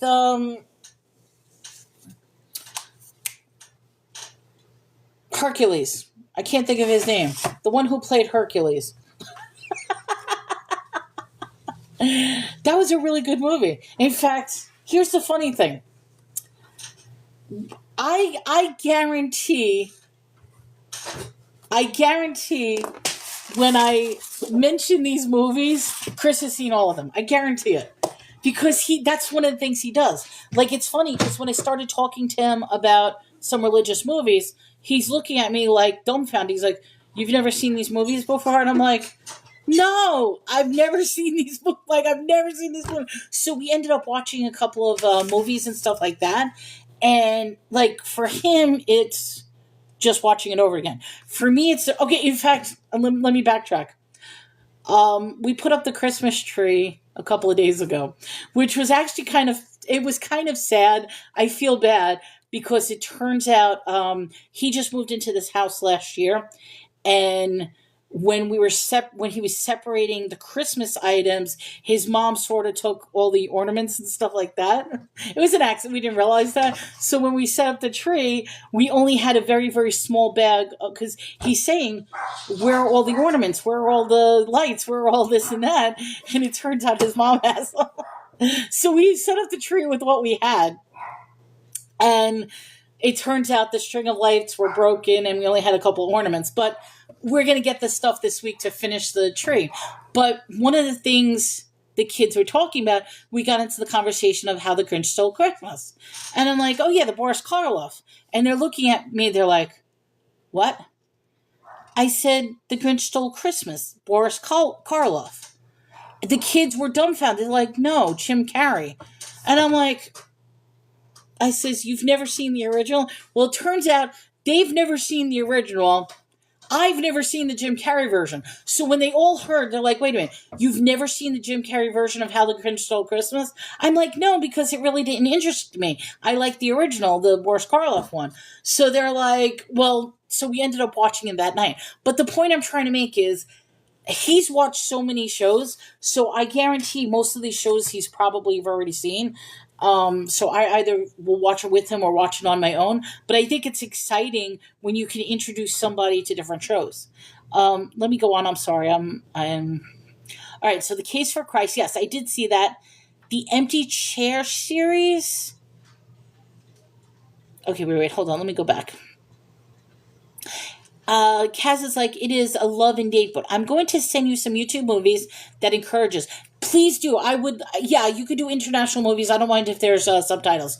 But Empty Chair series on YouTube, let me write that down. And The Chosen One was one of them too. Okay. The Chosen, the Bible proves itself wrong. Okay, you said the Bible proves itself wrong. I disagree. Wait, who said the Bible? Oh, okay, Bible, whatever. That's not my fault. I just know the truth. I love Jim Carrey. So I will say this. The whole movie, I'm sitting there like in all like a little kid. I was excited about it because he said to me, he thought it was cute. He's like, you were smiling the entire time. And I'm like, it's adorable. Like, I was just sitting there watching the movie with this huge smile. The kids have already seen it. They're on their phones like this. But I'm really like, and then this is where the funny thing is. I'm watching the movie and I'm like, oh no, they didn't just do that. And Chris looks at me, he's like, what? I said, did you just see what happened? He's like, what? I'm like, this scene. Do you understand what just happened in this scene? And he's like, completely dumbfounded. So I'm like, they're having a key party.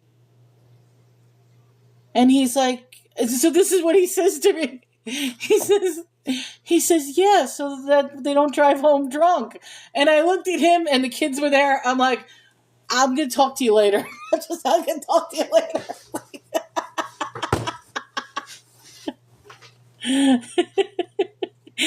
Right over his head. Mass change, but okay, yeah. Well, remember I spoke about Jim Carrey earlier. Jim Carrey's movies are shrouded with Mandela effects. Do a deep dive on Jim Carrey. Very interesting thing. Also, how his crew. Yes, Sarah, I think I'm going to destroy How the Grinch Stole Christmas. First time I've ever seen it. I've never seen it before. So I watched it with the kids, and there's this scene. It was when, I'm just going to describe the scene real quickly, and you guys are probably going to go back and be like, oh my God. So when they were bringing the little balloons of babies to the Whoville, and somewhere along the line, the little baby basket of the Grinch, he's a little baby, gets pushed away and ends up in the wrong area because it shouldn't have been in the Whoville, and he ends up in the tree in the basket. They're having a party inside where he's outside in the basket, and you're going to notice that there is a riding scene where one of the people are riding somebody else, and then everybody is taking a key and putting it in a bowl. That's all I have to say. So I love Chris. I love Chris dearly. And he says, yeah, they put it in the bowl so they don't drive home drunk. I'm like, okay, you believe that, Chris. So yes, it was an adult reference that went way over their heads. Sorry, guys. Yeah, wow. I just ruined How the Grinch Stole Christmas. Jim Carrey knows the truth as well. He knows we aren't bodies or egos. Yes, ego stands for edges God out. I have to go rewatch that.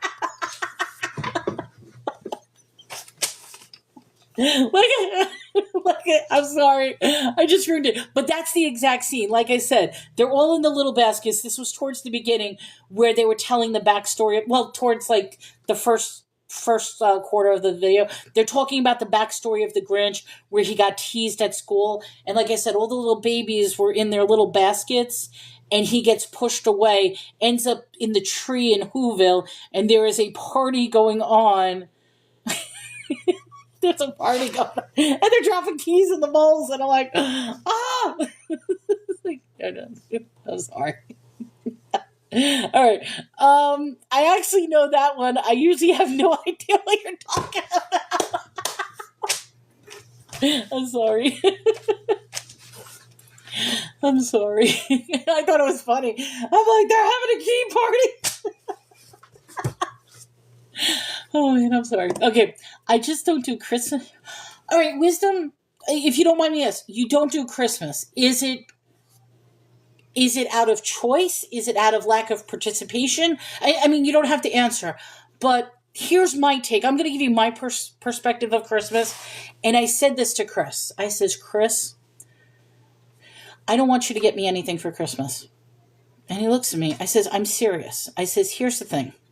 Christmas for me is spending time with you, is spending time with the family. It's being together. I don't care if I get absolutely nothing. And that also goes in my line, and I mean, he has problems with this sometimes. I don't ask for anything.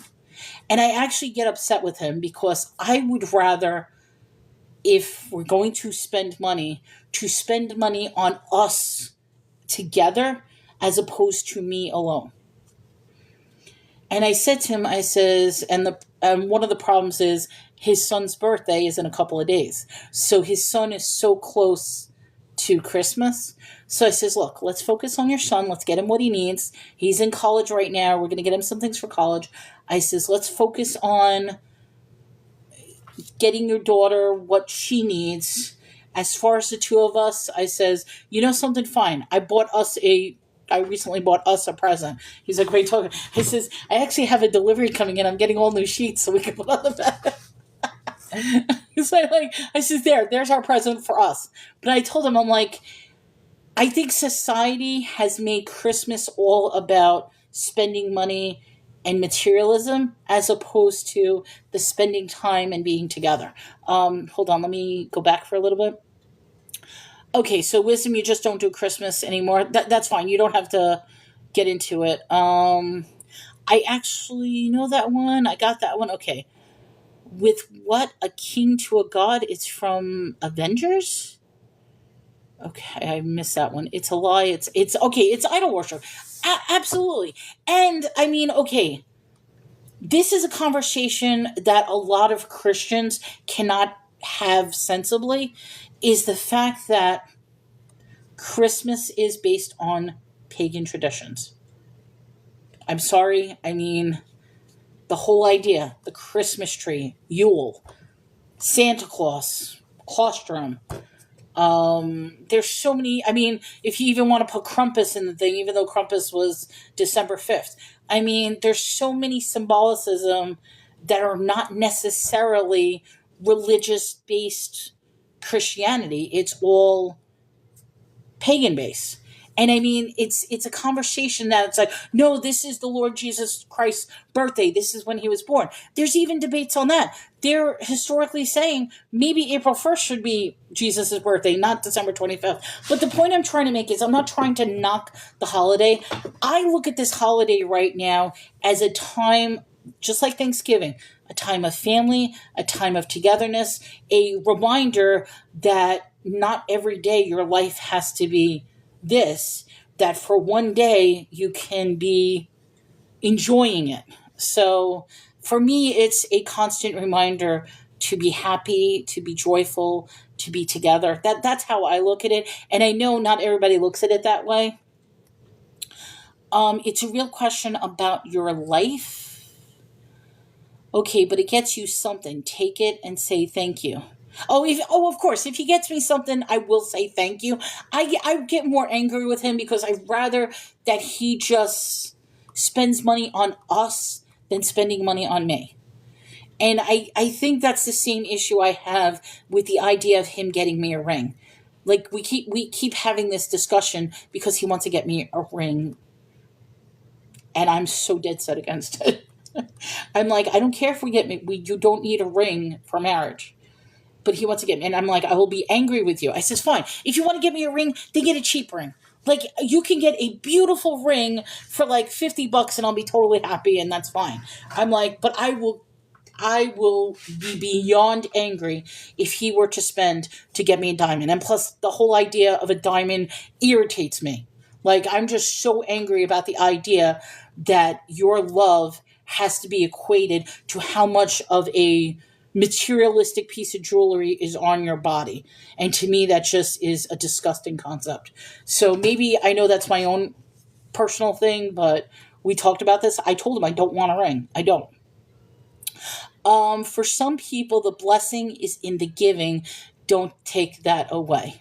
But yes, but when they start giving and they give beyond their means, I mean, that's the problem. It's that expectation where people are give. There's that funny song, "The 12 Days of Christmas Are Such a Pain to Me," and instead of 5 golden rings, it's 5 months of bills. Yeah, why put yourself in debt for a holiday for this special giving time? I'm not perfect. I have to repent daily, but I just know that it's not of God. I agree. Sorry, not sorry. Druids, paganism, and dogma. It is when we choose to celebrate Jesus, nothing else. Anything is just an argument. It is winter solstice, just like the Sabbath. The actual date does not matter. It's when we choose to, and that's what I mean, Kaz. I mean, like I said, Thanksgiving, time to be thankful. Veterans Day, remember the veterans. Memorial Day, remember those who died. I mean, for me, each holiday, Easter, yes, certain holidays can have evil religious backing to them. Easter, the goddess Easter, Egyptian goddess, the fertility. You know what I mean? It can have a twisted religious backing of it, but if you just remove the idol worship of it, remove the religious aspect of it, and just take the time as a remembering to be happy, be humble, be with friends, be together, then I think it brings a whole new meaning. That's how I look at it. The ultimate truth is the silence, not. That being said, we still celebrate, and I know Jesus wasn't, but we still, yeah, and you know, so like I said, I celebrate Christmas too. I love Christmas. I love the Christmas music. I love the holiday spirit. I love decorating the tree. I don't necessarily like when people ask me what I want for Christmas. I hate that question. I do. I tell them I don't want anything for Christmas, which is fine. God has never said to celebrate Jesus like that. It has nothing to do with Jesus. Let Christ get a ring. Oh, let Chris get. I'm sorry, let Chris get her. I know he's gonna get me a ring. I know he is, but I don't know. I know I'm gonna be like, I got a ring. I know he's either going to. Okay, I will tell you this, guys, and I mean, all right, this is a bad thing to say, and but forgive me for this. And this goes back to the conversation earlier. Chris and I, we want to marry. We were holding off on marriage for a couple of reasons and stuff like that. Well, right now, with what's been going on with the whole market, with what's been going on with government rules, with what's going on with healthcare, we were actually considering to get married quickly because some of the benefits, if I was actually married to him, is it would be easier. But bear in mind, I'm not trying to say that I'm trying to only get benefits because I pay for my own insurance. I pay for my own insurance. But the price that it is going to skyrocket because of the changes that are being made, and I mean, the prices are like when I got quoted how much my insurance was going to go up just for me to pay out of pocket, I said to Chris, how it's astronomical. Well, it turns out, and I hope this is correct, that there is a slight loophole because they made a mistake in my insurance plan back in September, and in Texas, when you do your new renewal, it doesn't start in January, it starts in September. So when I got kicked off of my insurance as a sole person and had a fight with the insurance company and this and that and got reinstated, my reinstated rate back in September is covering straight through till next September 2026. And here I'm thinking I'm going to lose insurance come January 1st. But then when I called up my insurance company to verify everything, they're like, no, you're covered straight through until... and I'm like, wait a minute. And I'm locked in on the rate? And they're like... And I'm like, are you kidding me? So we were going to quickly get married just so I could... Because I have medical issues. I need medical insurance. I know. Why am I telling this? I have no idea what I'm... But I mean, he might be excited because I'll be like, you know something? Maybe we could wait that we don't have to simply just go to the justice of peace. Maybe this could be something that we can hold off a little bit about and build up funds and build up... You know what I mean? I don't know. I'm sorry. I'm giving too much information. Hold on. That's not for you to... I won't allow the world to turn celebrating my Savior into something dirty. Okay, wait. I missed something. Okay, either it's something I said, I won't allow the world to turn my Savior into something dirty. I missed something. If I said something bad, I'm sorry. Sorry about the sun, heliocentric. Okay, we're really going in. I teach it and tell people, mainly Christians, just can't get it. Okay, so you tell the same thing about, no offense, the darker side to Christmas. And I mean, there's nothing wrong to be aware of it. You could still celebrate a holiday, even if the origins of the holiday are not necessarily the same thing. But they did and confused God's people. By people nowadays calling Christmas pagan, I don't care, my heart celebrates the birth. Which, Kaz, that's right. And I hope I hope you realize we're not insulting you. I celebrate Christmas as well. I celebrate it not for the pagan views and not necessarily for the birth of Jesus. For me, I'm celebrating it more for the tradition, the community, the coming together of family, the thankfulness. I melet that's how I celebrate it. And people could say, well, that's not the true meaning of Christmas. But it goes back to intentions. I won't let people turn it into something bad. Okay, which is fine. All right, I think I caught up to date. All right, so that's the blessing right now, is that I still have insurance. And maybe that was because, like I said, this was a big ordeal for me back in September because they made a mistake on my insurance policy and they dropped my insurance completely. And I had to fight to get it back. They reinstated it within a month later. So I was without insurance for 1 month. So in September, I had my insurance reinstated, and it just coincided with how that particular insurance company does their yearly thing. So by me signing up in September, even though it was 2025, it covers me straight through till September 2026 at a locked-in rate. And I'm like, oh, you're kidding me? I'm like, I'm gonna cry. I'm like, I have insurance. Watch come September of next year, I'll be like, I need insurance. All right. Anyway, I'm sorry, guys. Okay, I think we're up to date. All right, guys. So, a couple of things. First off, we are going to start chapter 20. So we're going to be on chapter 20 tomorrow. So tomorrow is going to be the 50th show. Now it's Saturday, 50th show. It's going to be 12/13. All right, so that's Saturday. So I'm hoping to get on for a little bit. It might be a shorter show because when it's Saturday and Sunday, it's difficult because A, the kids are here, Chris is here, there's a lot of commotion going on, but I try to come on to make the show. I think that's very, very I feel like you're going to misinterpret this one. Which one? The one about you won't let people... Okay, explain, because, put it in, even... Oh, chapter 20. Okay. Oh, you're talking about chapter 20. All right, thank you. I'm sorry. I thought you meant I'm misinterpreting you. And I'm like, wait a minute, I'm not trying to misinterpret. Oh, I'm going to misinterpret. Okay, if it's about water from the rock, I'm already hyperfixating on water. And the reason I'm hyperfixating on water is because I already think that water is attributed to God, whereas fire is attributed to the Lord. And the fact that even in this thing, you need the water to separate death is tying me back to God as opposed to the Lord.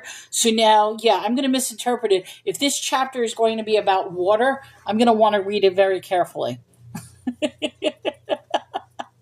Because I think water is a very, very important element that needs to be discussed, because we keep talking about fire. Water is an important element as well. And like I said, and I want to see the verbiage.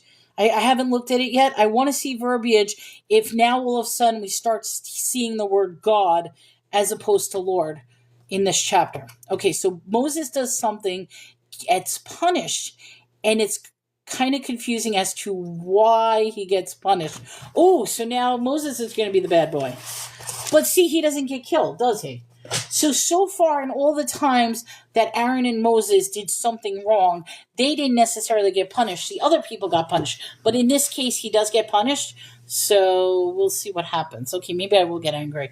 I almost want to read it now, but I'm looking at the time and I got things to do. So, you're like reading it and I'm like, what? I'm almost exciting. It's going to get exciting. Okay, so now you're giving me something to look forward to tomorrow.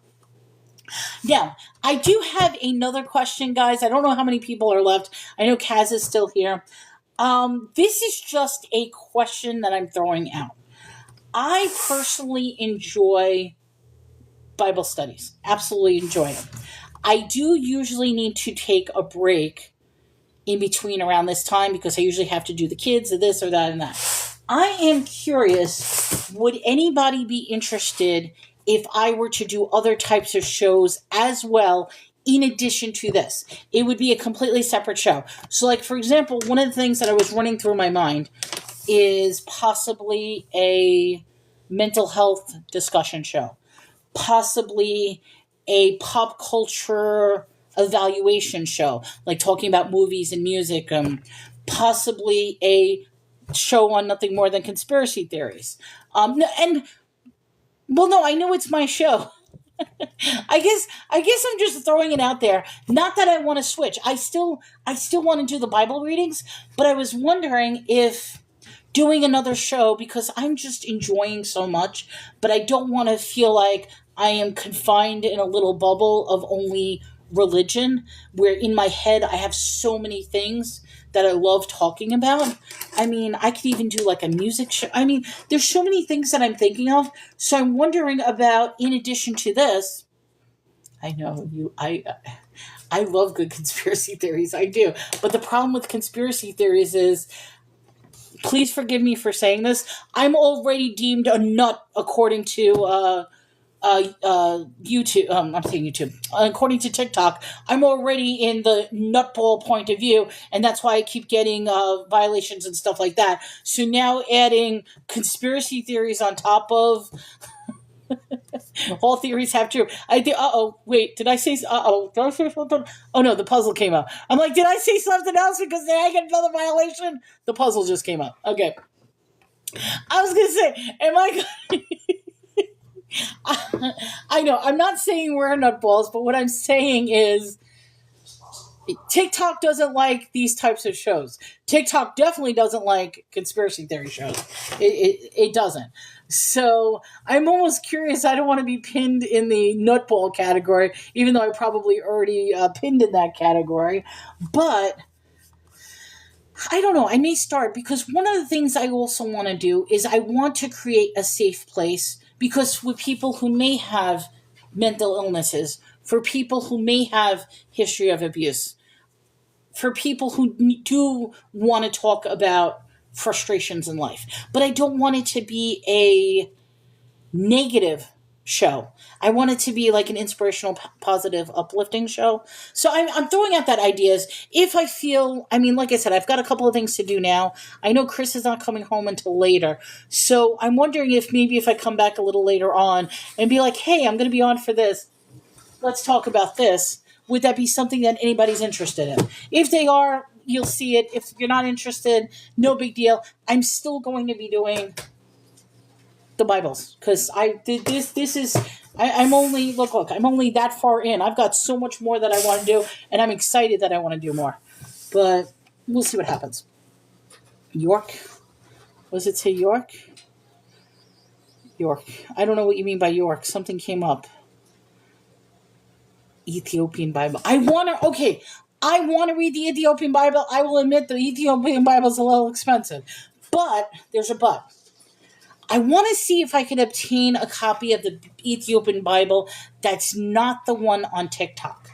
And that's going to be even harder. And the only reason why I'm saying that is my fear is that the Ethiopian Bible that's being mass produced on TikTok is already changed, watered down, and miscommunicated. All right, so I want to find one similar to this out in the wild that I could just find because I think that'll be a better thing. And I'll be lucky. Oh yeah, I could ask Chris. I'll be like, Chris, find me an Ethiopian Bible. He'll be like, yeah. Yeah, something you said, Kaz, did not come up, so I'm not too sure. Please get used to the original before. Well, okay, yeah, that's what I'm saying. That's why I haven't been looking at study guides. I haven't been looking. I want to read this first, and then that's my next chapter is after I read this. Then it's like, okay, I want to get to the commentary. I want to look at. The one thing that I'm going to find interesting is everybody's telling me to read Strong's Concordance, I think it's called, Strong's, which I have somewhere, but I also picked up something else. Hold on one second, guys. I also recently picked up something as well, and that's this one, the Jerome Bible Commentary. This is the Catholic version commentary, but what's interesting about this, because you can see it's in beautiful condition, this particular one is from 1968. So this beautiful book is from 1968. This includes all the Apocrypha, the Book of Enoch, and everything like that. This is the commentary from the Catholic point of view of all those books that they took out. So, a concordance just tell you when each word appears in the Bible. A concordance isn't like a book you read. It's a reference book. Well, that's what I'm saying. That's what this is. So this is a reference to each and every single line, but I find this amazing that this commentary book also shows the banned books. So this has the Apocrypha included into it. So I think this will be interesting once I get a copy of the Apocrypha, because all my Bibles do not have those books. So accordance just tell you when each word appears. It's like having a dictionary. A Strong's Concordance is very good, but well, that's what I mean. Okay, so it's a reference book.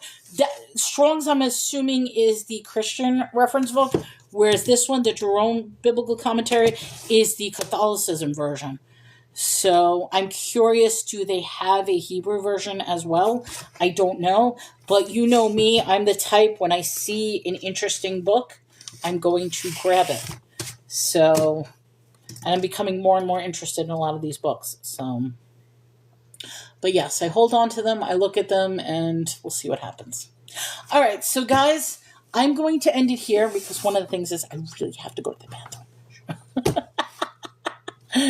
It's like listening to Director's Note on a DVD. It's the commentary. So yeah, that's exactly, commentary. All right, guys, so I may or may not be back later on. If we decide, I don't know, if I get bored. I have a couple of things that I need to do over the next hour or so, and if you see me back, maybe I might just do a general show that won't be religious based. Not that I'm saying I don't want to do Ooh, I have a big red restriction. Hold on. Did I say something else? I said something else. I must have said something else. Yeah, I have in my corner a big red restriction. So I must have said something else that I didn't like.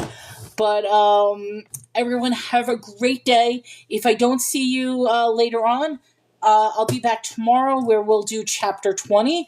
And I'm curious about the water. So we'll see what happens. So everyone, thank you so much for coming. Thank you for the likes and loves and the tapping in the hearts. And thank you so much for talking to me, because you girls are amazing. I love having this conversation with you all, and I really do appreciate it. I really do. So take care, guys. Have a good one.